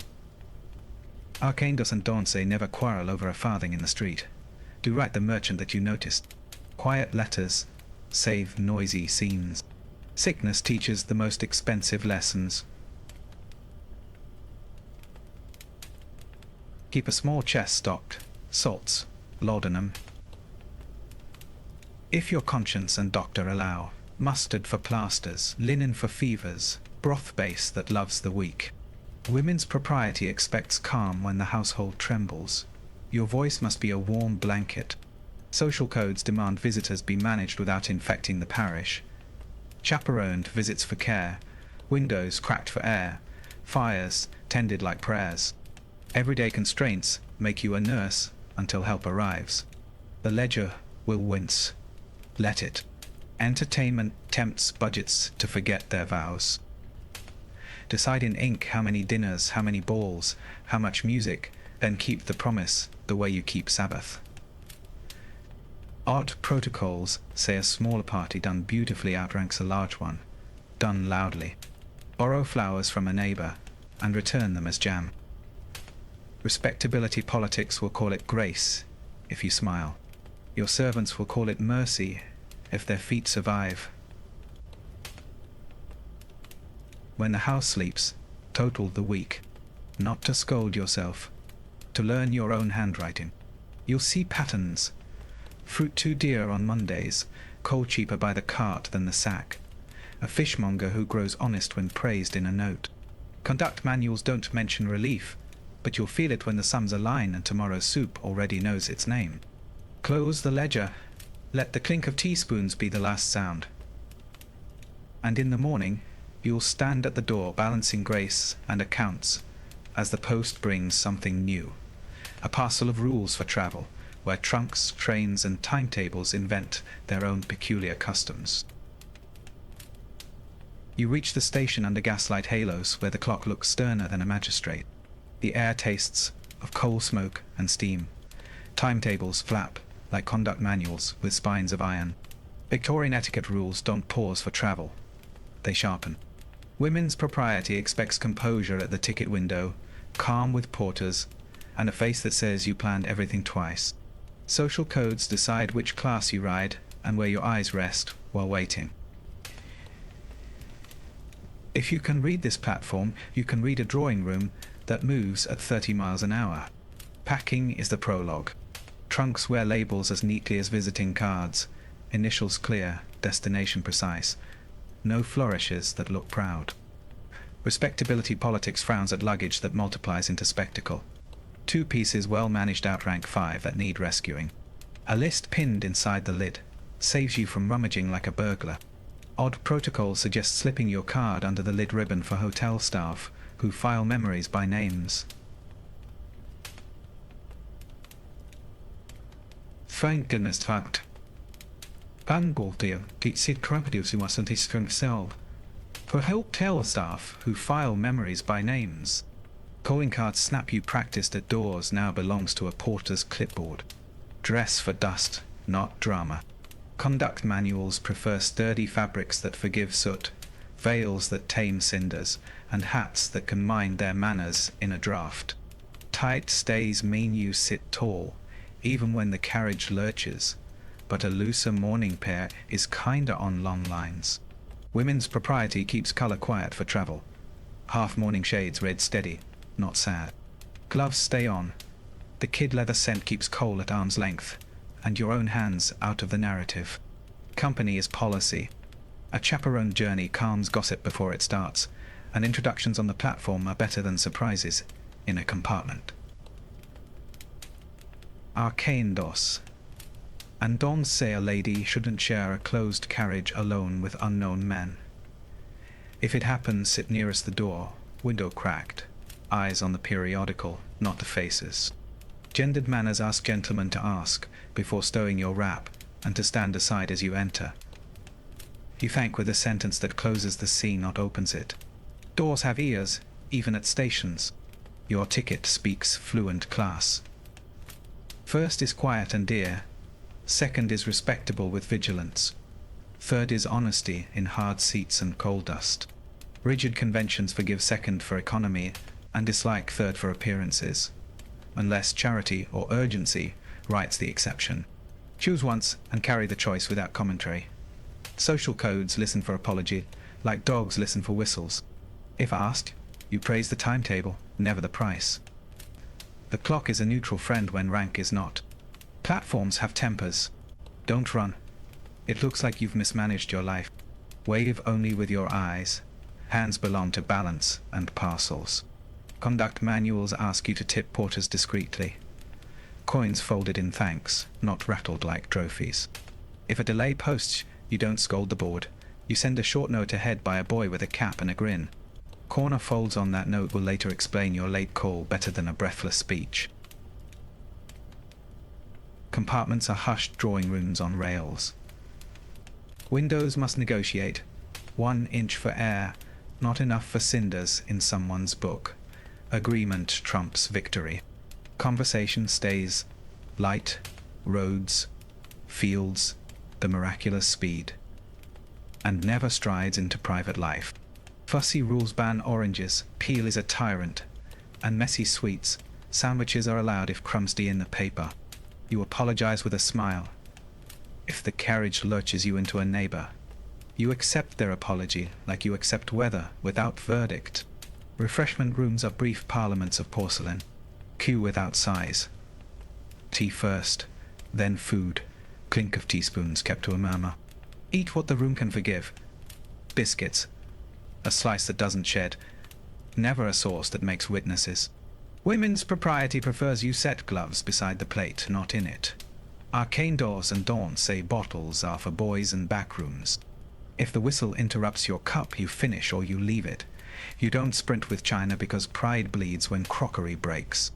Letters on the move keep your reputation breathing. Postcard from the junction can rescue an at-home day you're about to miss. A note to the hostess at your destination, posted 2 stations back, makes your arrival look effortless. Leave one's card at the hotel desk when you register. The tray will advertise your presence to the right ears without a word. Conduct manuals love a neat hand on shaky rails. Write slow, brace your wrist, and let the train earn the wobble. Tomorrow's card tray in town will already know you're in. Night. Trains test steady nerves and seams. All, pin, and a small cushion make sleep a negotiation you can win without becoming a tableau. Women's propriety discourages boots off and corsets abandoned. Loosen, don't surrender. Keep your reticule under your shawl, and your name off strangers' tongues. Conversation at midnight wears a mask. Respectability politics forgives travel fatigue, but not stories about it. In the morning you look as if you slept, even if you counted rivets. Mishaps are the syllabus. A missed connection earns a telegram and a sentence that takes responsibility without beating itself. Delayed by the 4:10 from reading. Calling tomorrow at 2. Lost luggage deserves calm inventory and a porter's full name, written once and repeated kindly. If soot prints your veil, you smile like you expected it and find a mirror where pity can't watch. Everyday constraints, rain, crowds, the timetable's sense of humor, are less personal when you're prepared with pins, salts, and a biscuit. Arrival is performance with cab wheels. Choose the rank, not the loudest driver. State the address clearly and the route only if necessary. Coins pass like secrets, not declarations. At a hotel, the book receives your name in the same hand you use for invitations. You don't become a stranger to yourself on the road. Leave visiting cards for the house you will call on tomorrow. A corner fold marked "In Town" starts conversations before you knock. City reads cards faster than it reads faces. By evening, the trunks are stacked where they belong, and the station's rhythm has faded to the clink of teaspoons in a new room. Travel has its own respectability politics, but you've moved through it without letting it move through you. Tomorrow brings a different theatre. The country house weekend, where luggage gets judged twice, sports have manners, and breakfast is a test with jam on it. Shall we step across that threshold next? The country house invitation begins long before the train whistle. Negotiated in card trays across town, confirmed by a neat note with corner folds that tell the butler exactly when to expect you, and answered in the careful hand conduct manuals adore. Respectability politics reads that stationery as pedigree. When you step from the carriage, Women's propriety expects calm competence. Hand the visiting card, greet the hostess first, and let the rustle of silk say you travel well. Gaslight halos give way to candlelight and beeswax. The air trades city coal smoke for wood fire and polish. Arrival is choreography disguised as warmth. You enter the great hall as if the floor were a polite stage, never shedding gloves in the doorway, never monopolizing the host with urban chatter. A footman takes your cloak. You don't hand it. The housekeeper's eyes measure luggage the way social codes measure zeal. Enough to be prepared, not enough to look fussy. In the drawing room, introductions follow salon protocol. Name bridges carried by the hostess, not by you. The calling card snap in your pocket reminds you this is still London's game, only with better views. Upstairs, your room speaks before anyone does. A bell pull, a jug steaming faintly, a folder with a timetable, breakfast hours, drives, croquet, dinner at 8. Conduct manuals advise unpacking briskly, and ringing once, never twice, for assistance. Gendered manners thank the maid by name and tip later, not now. Everyday constraints still apply. Tight stays, travel dust, kid leather scent that needs airing. Before the first call of the gong, place brushes where they won't wander and letters where you'll answer them without keeping the postman waiting at the side door. Timetable is law with a smile. Morning rides start at 10. The lake at 11 if weather permits decency, luncheon at 1, tea at 5, dinner as printed. Rigid conventions expect you to be 5 minutes early and to seem surprised that you are. Women's propriety encourages practical gowns for daylight and leaves rustle of silk for after lamps are lit. If the hostess proposes morning calls to a neighbouring vicarage, you remember town rules. Short calls, correct corner folds, and no one left standing on a cold step because you enjoyed the biscuits. Breakfast is where the house tests whether you can be free without being feral. There's no place card. You choose a small plate and a smaller presence. Alt protocols rule the sideboard. Never block the eggs, never carve the ham like a sergeant, and surrender the marmalade if a hand hovers a second behind yours. Think of teaspoons as the metronome. Conversation is light as steam. Conduct manuals murmur that a lady pours once, then eats. A gentleman fetches for others before himself. You'll remember names by seating yourself where service is slow and kindness is quick. Daylight amusements carry their own codes. On the lawn, croquet is smiling warfare. Beat no one too badly unless you're prepared to mend it at tea. Lawn tennis asks for accuracy without acrobatics. Gendered manners flatter steadiness over spectacle. Chaperoned walks keep reputations tidy, while hedges provide just enough privacy for sentences that can't sit in a drawing room. Fussy rules forgive grass stains on hems that earned them. They despise bravado that chips an ankle. If you ride, you praise the horse before the view. Animals outrank scenery in country conversation. Luncheon might be a picnic, which means logistics dressed as leisure. You accept sandwiches that travel politely and decline sauces that don't. Respectability politics expects you to help without looking managerial. Pass plates, catch napkins, and never let an elderly guest wrestle the call. Peculiar customs allow you to visit the village after, where leaving one's card at the schoolmistress' door buys goodwill for the house. Card trays in cottages look like mantles with letters tucked behind photographs. They remember who came when winter was less picturesque. Afternoon tea stitches the day back together. Back in the hushed drawing room, salon protocol returns.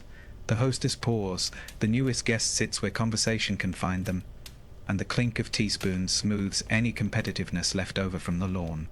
Conduct manuals encourage small talents. Reading a brief poem, sketching a sprig of fern.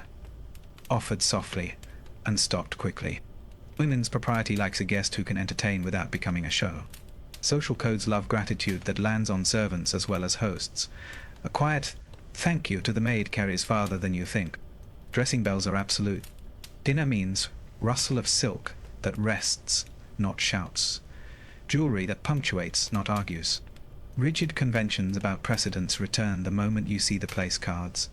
You talk to the person on your right through the first course, and to your left through the next, never straddling conversations like a fence sitter. The logic of knives still applies from town. outward in, no chasing peas, and laughter that leaves no stains. If a hostess rises, you don't. You wait for the host's signal, because ironclad decorum has a head and a heart. After dinner, the room divides on purpose. Gentlemen drift to smoke and billiards. Ladies gather where kid leather gloves can be forgiven a sigh. Women's propriety turns music into diplomacy. One song, never three. A parlor game that flatters wit without cornering anyone's pride. Odd protocols forbid real cards if the vicar is present, and demand them if he isn't. Respectability politics tolerates a whisper of scandal in a story, as long as the ending is reformed and the names stay fictional. You will be remembered for the rescue you offered a faltering anecdote. Night is where houses test hush. Corridors carry sound like confessionals. Heels fall softly, doors close as if they regret it, and candles don't argue with drafts. Conduct manuals warn against midnight rambles. Chaperoned visits do not exist after 11. If you must write, use thick paper that drinks ink without scratching, and slide your note under the sitting room blotter for morning post. The house has opinions about sleep. Respecting them is the quickest way to be invited again. Servant steps will tell you who forgot. Departure etiquette begins before you pack. You thank the hostess verbally at breakfast, and again at the door, then write that evening from town on paper that matches your card. Tips pass discreetly. No coins flashing like medals, because gratitude is not theatre.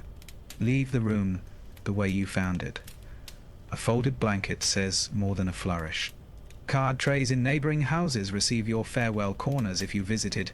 The ledger of courtesy wants the week finished in ink, not memory. Respectability politics rewards endings that close as neatly as they open. By Monday afternoon, the train puts you back under city gaslight halos, but the weekend echoes.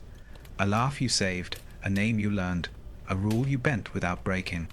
You've seen how a country house collects reputations and returns them pressed or wrinkled as guests deserve. Next comes the season's sharper edge, courting and engagement, where introductions acquire voltage, chaperoned visits carry futures, and a ring becomes the most heavily policed piece of jewelry on earth. Shall we open that particular box? Courtship in this world isn't a feeling first. It's a route with milestones printed by Victorian etiquette rules. You don't see someone. You're presented, observed, and escorted under gaslight halos with women's propriety keeping pace at your elbow. Social codes treat conversation like a loan you repay with punctual calls and careful letters. Everyday constraints are real. Short calling hours, long winters, and families who read between every line. Odd protocols make patience look glamorous and haste look guilty. You learn to move as slowly as reputation requires and as quickly as hope allows. Introductions are never recycled casually. Each name bridge is built for one crossing at a time. A chaperone visit authorizes 5 safe subjects and prohibits the one you're burning to discuss. Salon protocol lets a hostess steer the talk so feelings wear gloves and never touch the furniture. Fussy rules forbid being particular too soon. 2 long looks can be louder than a proposal. Respectability politics listens for rhythm. Call, letter, call. Like a metronome you can't ignore. If you keep the beat, your friendship survives inspection. Correspondence is the artery of courtship, and conduct manuals treat it like a sacrament. Paper must be thick enough to carry sincerity, ink dark enough to survive handling, and script steady even when your pulse isn't. You avoid endearments until permission is unmistakable. Dear Miss holds 1,000 careful breaths. The kid leather scent of your glove lingers on the seal, but not so much it becomes a headline. Arcane dos and don'ts say deliver by hand only through family channels. Shortcuts read like secrets. Chaperones aren't obstacles. They're the license that makes the scene legal. A promenade with an aunt present is worth 3 unobserved blocks for reputation. Arithmetic. Women's propriety gives the older lady the throttle and the brake. She chooses the bench, the pace, and when the conversation changes lanes. Everyday constraints, whether crowds, the vicar approaching, become assets when the guardian is kind. You learn to phrase questions so answers can be spoken in company, without blushing the company. If the chaperone smiles, the future just moved one street closer. Gifts are vocabulary words with price tags and consequences. Books signal mind. Flowers signal season. Sweets whisper childishness unless a mother loves them. Jewelry is almost always too loud until it isn't, and that isn't arrives only when families start folding napkins over shared intentions. Odd protocols govern even the ribbon. White says careful, blue says hopeful, violet says patience that learn to sing. Respectability politics punishes extravagance that jumps the gun. It rewards smaller tokens delivered exactly on time. A calling card snap tucked under a posy can mean more than the posy. Home visits are exams disguised as tea. You arrive during calling hours, leave one's card for the ledger, and let hushed drawing rooms decide if your name sounds right beside theirs. Conduct manuals suggest admiring the piano without asking for a performance, and praising a sibling without recruiting them.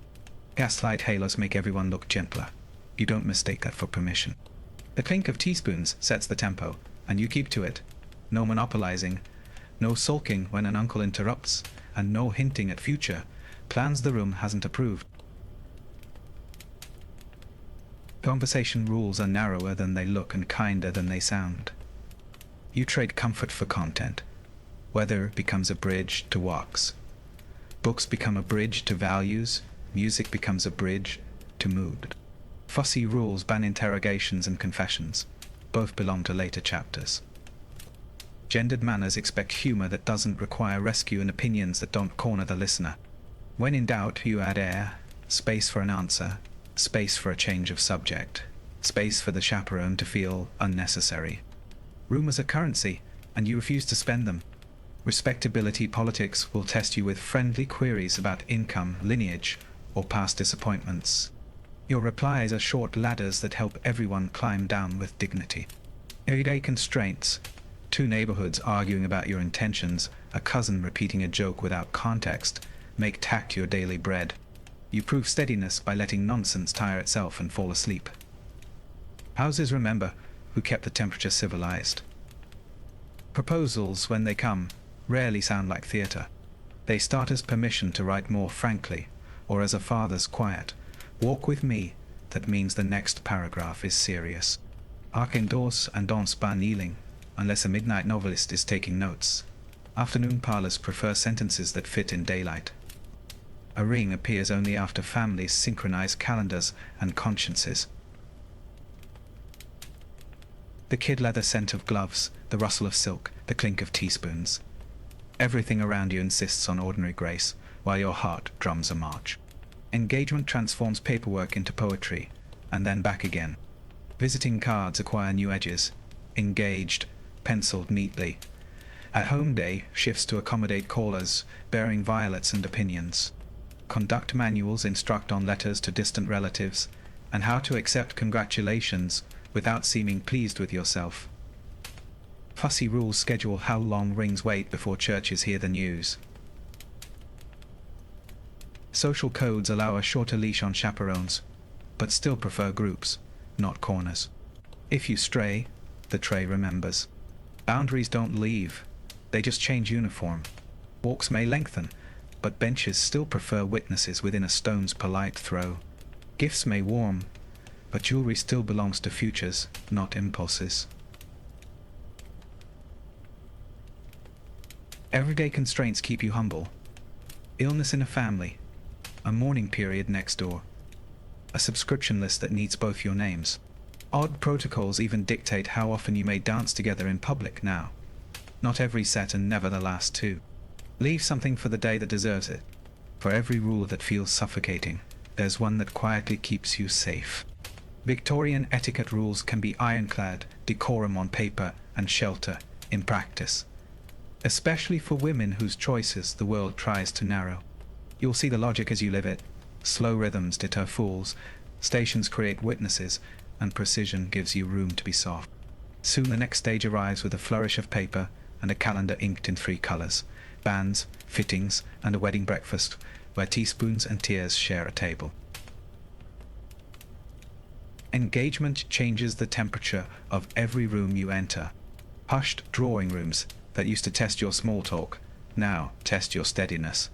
Respectability politics leans in to hear whether you sound engaged or merely pleased with yourself. Victorian etiquette rules redraw your calendar in ink. Banns to be read, letters to be written, visits to be paid within proper calling hours. Card trays become ledgers of congratulations, and corner folds carry meanings you'd better remember. Women's propriety expects glow without glare. Joy measured, promises tidy. The rustle of silk is now a semaphore. Even your skirt seems to whisper, nearly. Start with paperwork that pretends not to be emotional. The bands announce your name from a pulpit. 3 Sundays running. An arcane DOS and DON'S device designed to catch objections before cake. Conduct manuals advise you to attend without turning it into theatre. Veil low, smile low, and a thank you for the vicar that lands like a bow. If a license replaces bands, the tone stays steady. Less notice, not less decorum. Social codes want the church to look like certainty, not suspense. You'll feel the coal smoke air outside as relief when the last notice passes without a ripple. Fittings are diplomacy in muslin. Dressmakers translate ironclad decorum into seams, while tight stays negotiate between posture and oxygen. You stand, turn, breathe, and discover that comfort is a word conduct manuals borrow rarely. Fussy rules police shades, cream versus white, matte versus shimmer, so that modesty speaks first and expense never speaks at all. Kid leather scent of new gloves waits in a box nearby, like a promise you'll keep with your hands. Gaslight halos in the fitting room are merciless to fuss and kind to calm. Gifts begin to arrive with visiting cards tucked under ribbons. You open slowly, log carefully, and write notes so punctual they could keep parish time. Odd protocols forbid displays that look like triumph. A tea service is admired privately, and then publicly in the right circle at the right moment. Leave one's card for anyone unusually generous. Card trays remember gratitude longer than people do. Respectability politics reads your stationery as much as your smile. Calling card snap you make before each note becomes your metronome for sincerity. The root of calls reverses. Where you once sought approval, now you acknowledge it. Morning calls, which are of course afternoon, must be brief and bright. With chaperoned visits still standard, even when everyone knows the answer is yes. At home day, calendars tighten like laces. You cannot be everywhere, so you manage expectations gently. Social codes insist on seeing both families breathe the same air without hissing. You carry a small sheaf of cards with corner folds for congratulations, returned, condolences remembered, and engagements announced to those who don't read newspapers. The clink of teaspoons greets you in parlors that used to be chilly. Tea forgives what words might over-polish. Printed invitations make their entrance like polite trumpets. Paperweight signals respect. Script signals stability, and the wording has fewer adjectives than your heart would like. Conduct manuals prescribe order of names, time of ceremony, and whether the wedding breakfast will follow in the house or at such and such rooms. Rigid conventions abhor regrets, written in haste. Answers arrive within days or they arrive with trouble in their pocket. Card trays across town begin to murmur your date like a tide table. If you must limit numbers, you do it by architecture, not affection. The church is small saves more feelings than any speech. Rings are conversation you wear. Simple gold pleases, ironclad decorum, and confounds gossip. Stones invite inventories you don't have to host. Fussy rules say the ring should sit quietly on the hand, not march before you like a herald. If asked, you praise the sentiment, not the sum. Women's propriety likes jewelry that looks inherited, even when it isn't. Future talk belongs to futures, not fingers. You'll learn how to show gratitude without letting the ring become a topic with teeth. Rehearsal is the housebreaking of nerves. Introductions rehearse order. Who enters when, who stands where, who says what under breath if someone misses a step. The vicar walks you through vows that sound simple until your pulse edits them. Salon protocol gives each relative a job. Hold a book, herd a cousin, pin a boutonniere. Everyday constraints lurk. Drafts at the door, candles that sputter, an aunt who cannot be placed near an uncle. You solve with smiles and seating, not speeches. The room remembers neatness longer than genius. The ceremony is the quietest noise of your life. You arrive on time. Not early, not late. Because suspense is for novels. Gaslight halos or daylight through stained glass will make everything look like a memory while it's still happening. Gendered manners keep your eyes steady and your hands visible. Breaths are counted, not wasted. Respectability politics love simplicity that doesn't look cheap. Flowers that smell like spring rather than perfume. The silence after "I will" is the loudest thing you'll ever hear. Step into it like a room that's yours. The wedding breakfast is a social engine that runs on pastries and restraint. No toasts that corner people, no speeches that outstay the eggs. Brief healths, bright laughter, and a menu that travels politely from plate to memory. Conduct manuals prefer daylight to drink. Tea pours as reliably as congratulations. Seating charts keep tempers from shaking hands. The oldest chair gets the easiest neighbor. The clink of teaspoons becomes applause when words would be too large for the hour. You will eat less than you plan, and remember more than you expect. Going away is its own small theatre. A change into a going-away dress happens briskly, with a hat that implies distance and gloves that don't invite debate. You thank the household as if you could do it once for everyone, which of course you can't. So you write that evening from the first stop. Odd protocols say rice is festive outdoors and unwelcome in hair.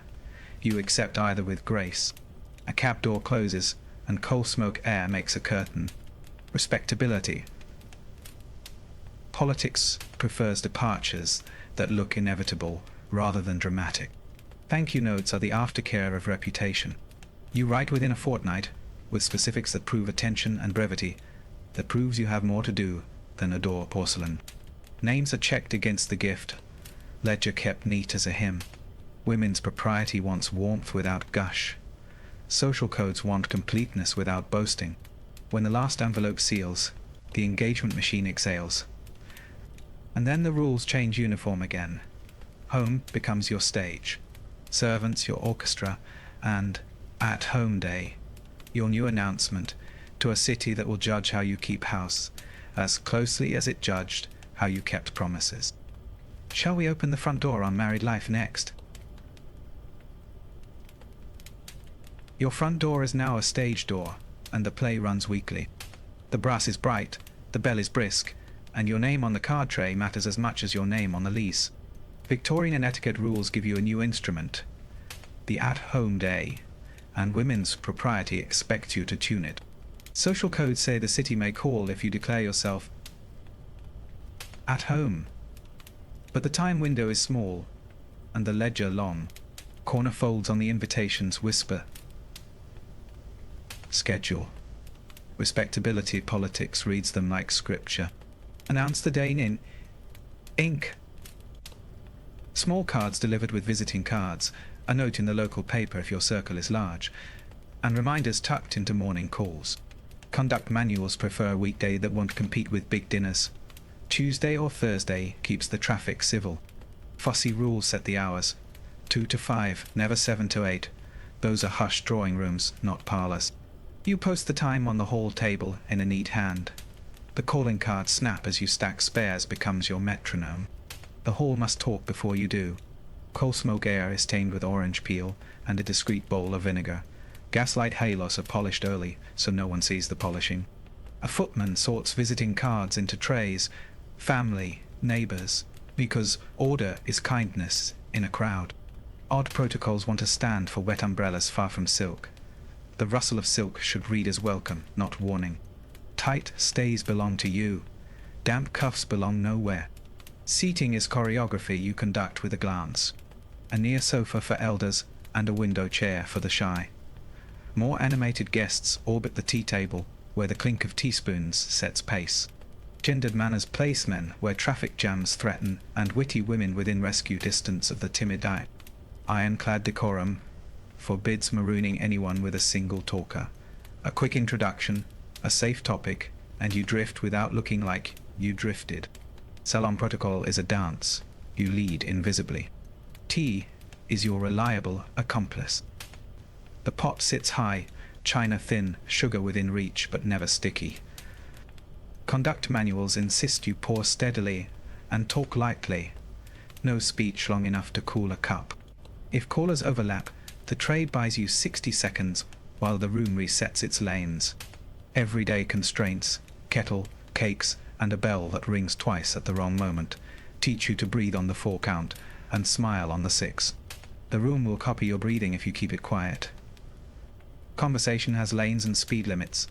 Weather opens, books and music carry. Personal news tiptoes. Respectability politics forbids interrogations. No one should leave feeling itemized. Arcane dos and don'ts bless short, sincere praise. Of a shawl's color, never its cost.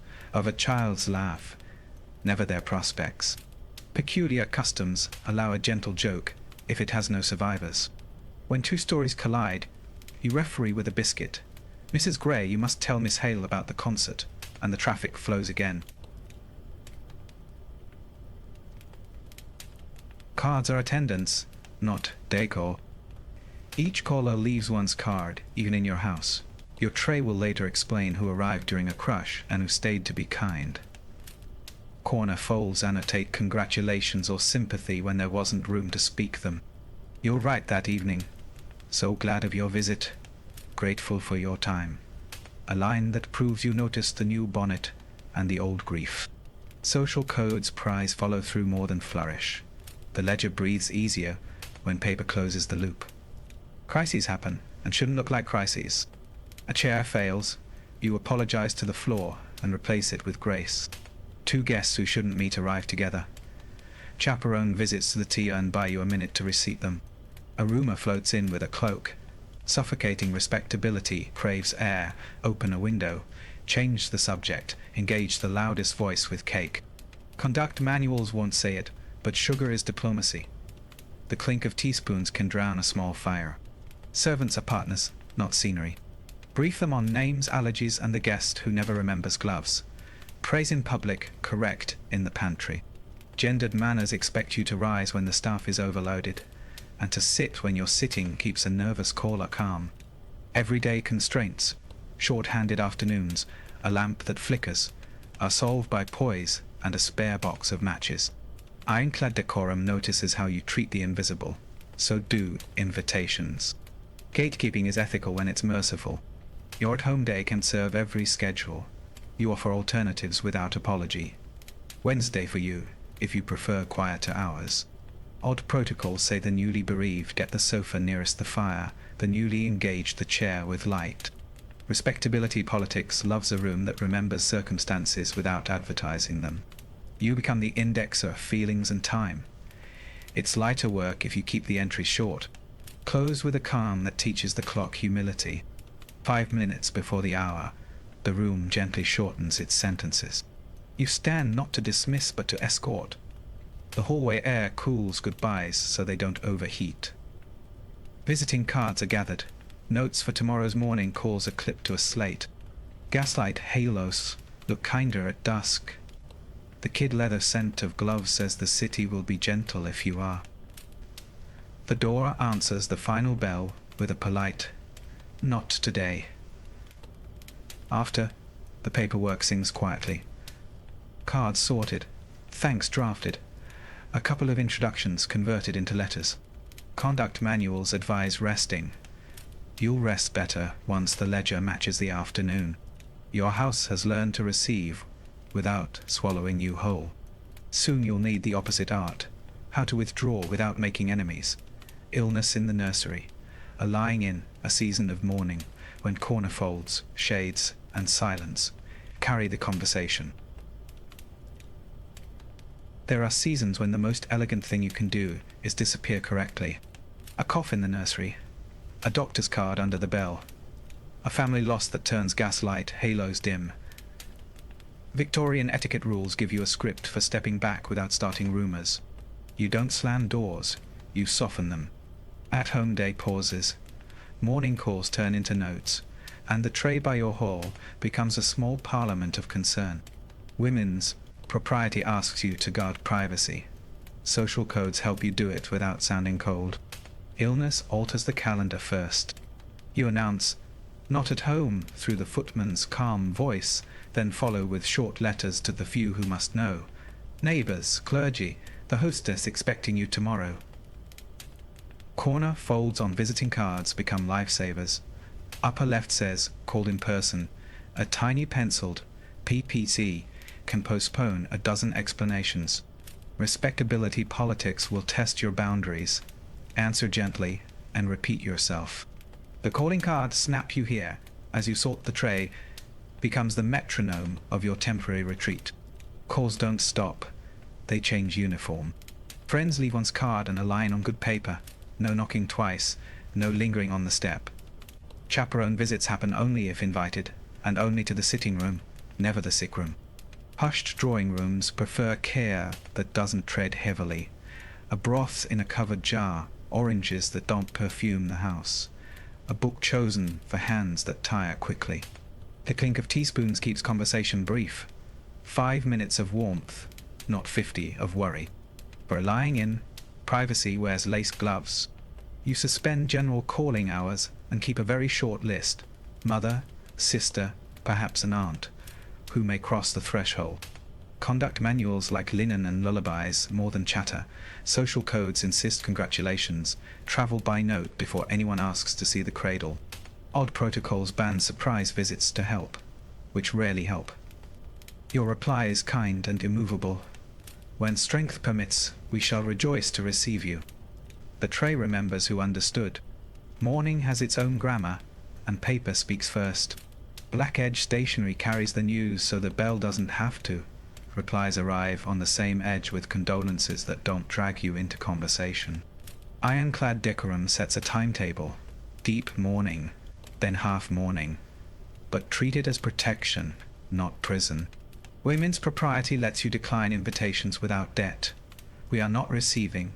6 words that cool a room without freezing a friendship.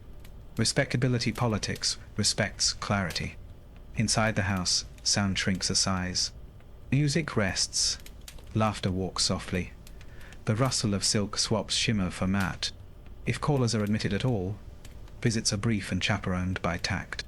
Offer tea because hands need something to do, but let the teaspoons speak more than the mouths. A guest who tells stories of the lost without claiming them will be invited again. The one who performs grief will learn not at home. The next week. Your drawing room is a chapel. Cure it accordingly. The wardrobe becomes punctuation. A widow's veil reads like a headline. Yours may be a quieter line. Jet beads, subdued shades, gloves that keep kid leather scent and fingerprints to yourself. Fussy rules track the months. You track your breath. Half-morning violets arrive when you can manage them. The first day without black is not a holiday, just a new sentence. Social codes watch for steadiness more than schedules, and steadiness is a kind of kindness to yourself. Doorway management is diplomacy. Servants need a single sentence and the authority to use it. Not at home, but the family is grateful for your card. Deliveries get logged without parading through the hall.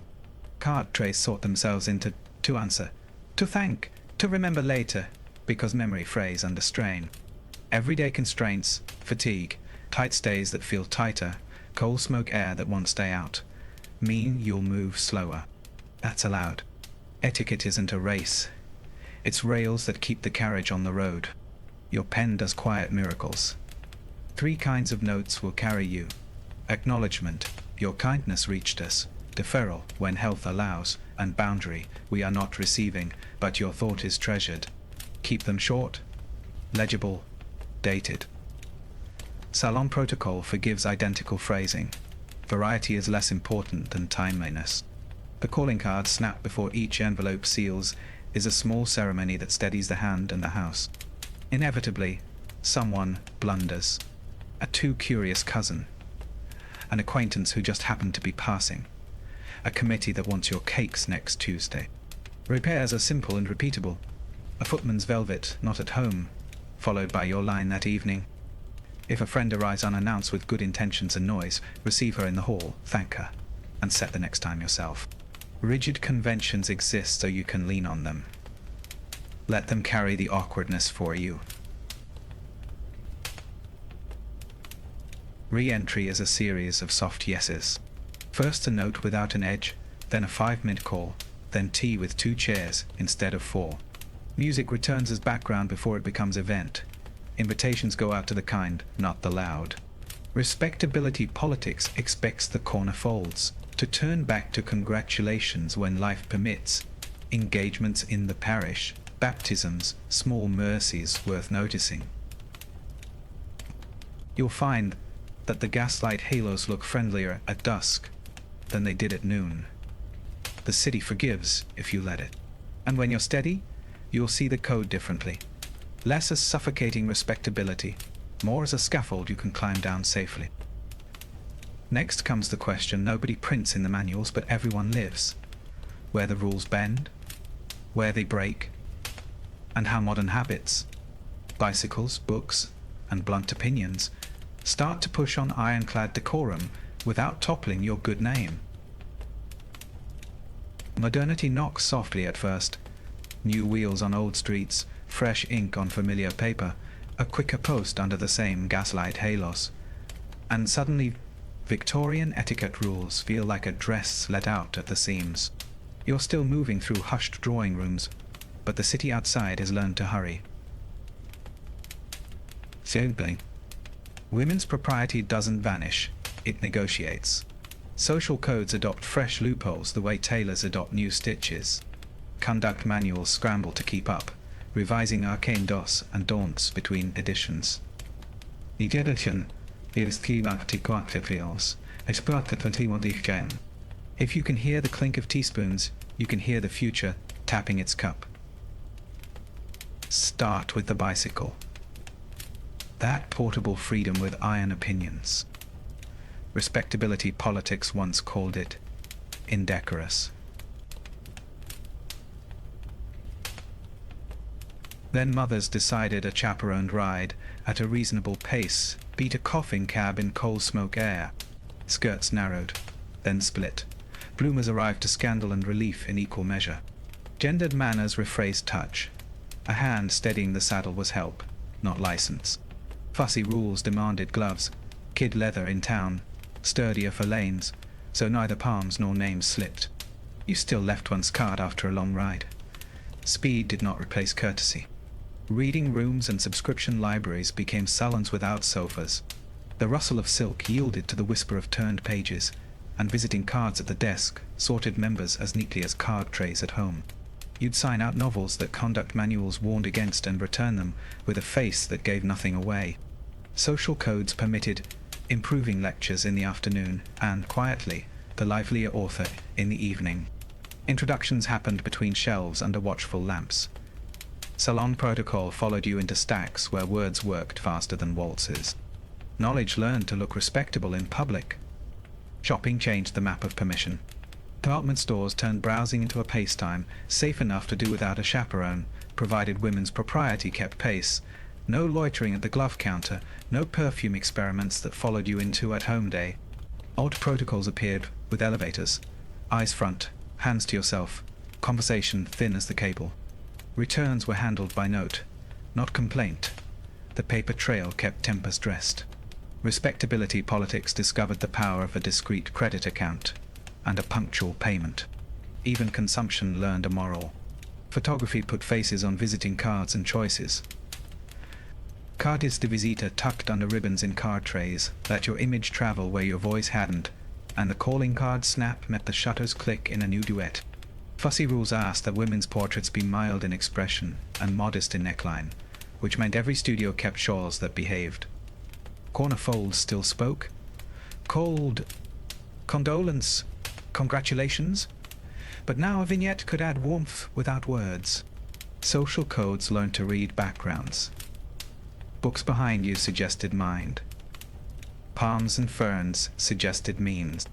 Optics grew teeth. The post and the wire accelerated everything except forgiveness. Morning calls became letters. Letters became postcards. A telegram could reset an entire week of calling hours in 12 words. Conduct manuals begged for steady handwriting, even when the heart galloped. Ironclad decorum insisted that speed never excused carelessness. At-home day invitations sent by post were acceptable if hand-delivered cards followed for the inner circle. Arcane dos and don'ts multiplied around secrecy. Postcards for weather, letters for feeling, telegraphs for facts that couldn't wait. Privacy became a skill. Clothing adapted to motion, and motion edited manners. Tight stays loosened for cycling and tennis, not because suffocating respectability relented, but because oxygen turned out to be persuasive. Serge and linen replaced constant rustle of silk in daylight. Silk kept its throne after lamps were lit. Gendered manners redrafted. A lady could stride to catch a train if her stride didn't shout. Odd protocols blessed gaiters for dust and condemned mud for pride. You learned to move like you meant it, then to sit as if nothing had happened. Clubs, lectures, and women's societies widened rooms without knocking down walls. Charity committees evolved into reading circles, then into evening talks, where a respectable matron might quote statistics between the clink of teaspoons. Introductions no longer required a drawing room if a platform and a program were present. Salon protocol stretched. Questions from the floor were permitted, provided the question wore gloves. Respectability politics watched carefully and found that brains, when properly wrapped, could be displayed without complaint. You left one's card for the organizer as naturally as for a hostess. Work tiptoed into conversation and then stood its ground. Governess had always been sayable. Now shopgirl, typist, and even journalist began to appear in hushed drawing rooms without causing the ceiling to fall. Social codes reclassified motives. Helping a family became honorable, seeking novelty remained suspect. Conduct manuals advised how to speak of wages without inviting ledgers to the table. Gendered manners still preferred earnings to be folded into household virtue, not adventure. Everyday constraints, rent, coal, parents, did the persuading etiquette could not. Home technology shifted the soundscape and the schedule. Doorbells standardized visiting hours. Gas stoves shortened kitchen tempers. Hot water pipes made morning calls more humane in winter. Fussy rules amended breakfast expectations. A lady might pour from a machine she did not entirely understand and still look mistress of the house. Servants learned new tasks with old patience. You learned that a timer could be as authoritative as a footman's cough. Ironclad decorum discovered that efficiency could look elegant. The newspapers printed what conduct manuals wished would stay oral. Divorce courts, theatre scandals, and political wives jostled beside births and bazaars. Respectability politics responded with strategy. You declined to discuss names. You praised reforms without dissecting sinners. You let chaperoned visits demonstrate steadiness the headlines couldn't. Arcane dos and don'ts added a rule. You came to love.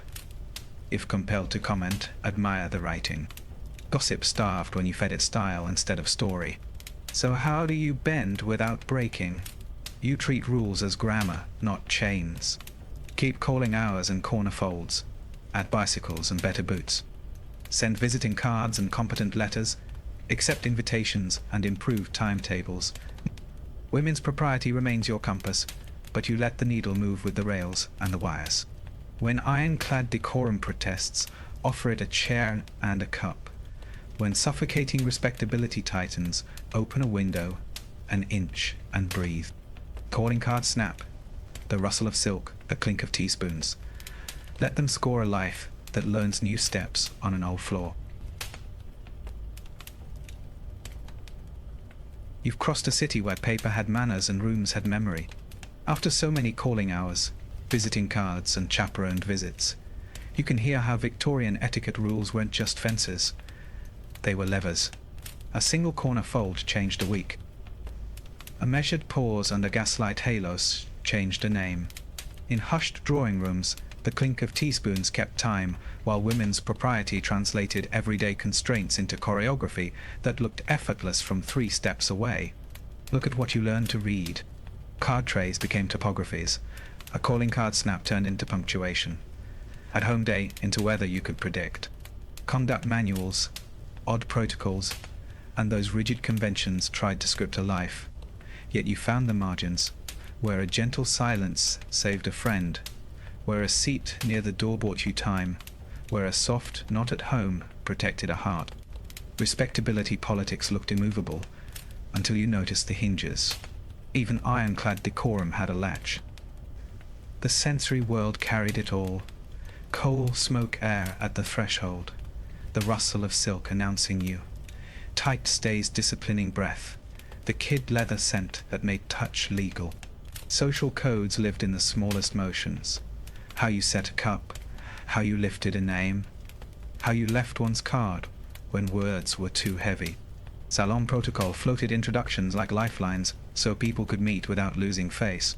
Strange? Yes, but inside the peculiar customs you caught a kind of wisdom. Small rituals make large crowds gentle. Now, the mirror turns. Where do you meet these rules today? Different costumes, same choreography, comment threads that behave like card trays. Office, calling hours, hidden in calendars. Group chats with corner folds. Emoji that mean congratulations, condolence, not at home. Which etiquette from this world would actually help yours? The seat that buys time? The note that mends a misstep? The habit of letting rumors starve for lack of an audience? Tell me too, which moment hit hardest? The way a visiting card could open or close a life. The shelter hidden inside chaperoned visits. The quiet power of a well-placed silence. And what will you borrow tomorrow? A kinder introduction? A slower reply? Or the courage to say, not at home, when your energy is already spent? If this journey gave you new eyes for old rules, pass it on. Share the video with someone who loves history, or someone who keeps bumping into invisible lines. Tap like, subscribe, and turn on notifications so you don't miss the next deep dive. In the comments, tell me where you're watching from, and what time it is right now. I read them, and I weave your places into the stories we build together.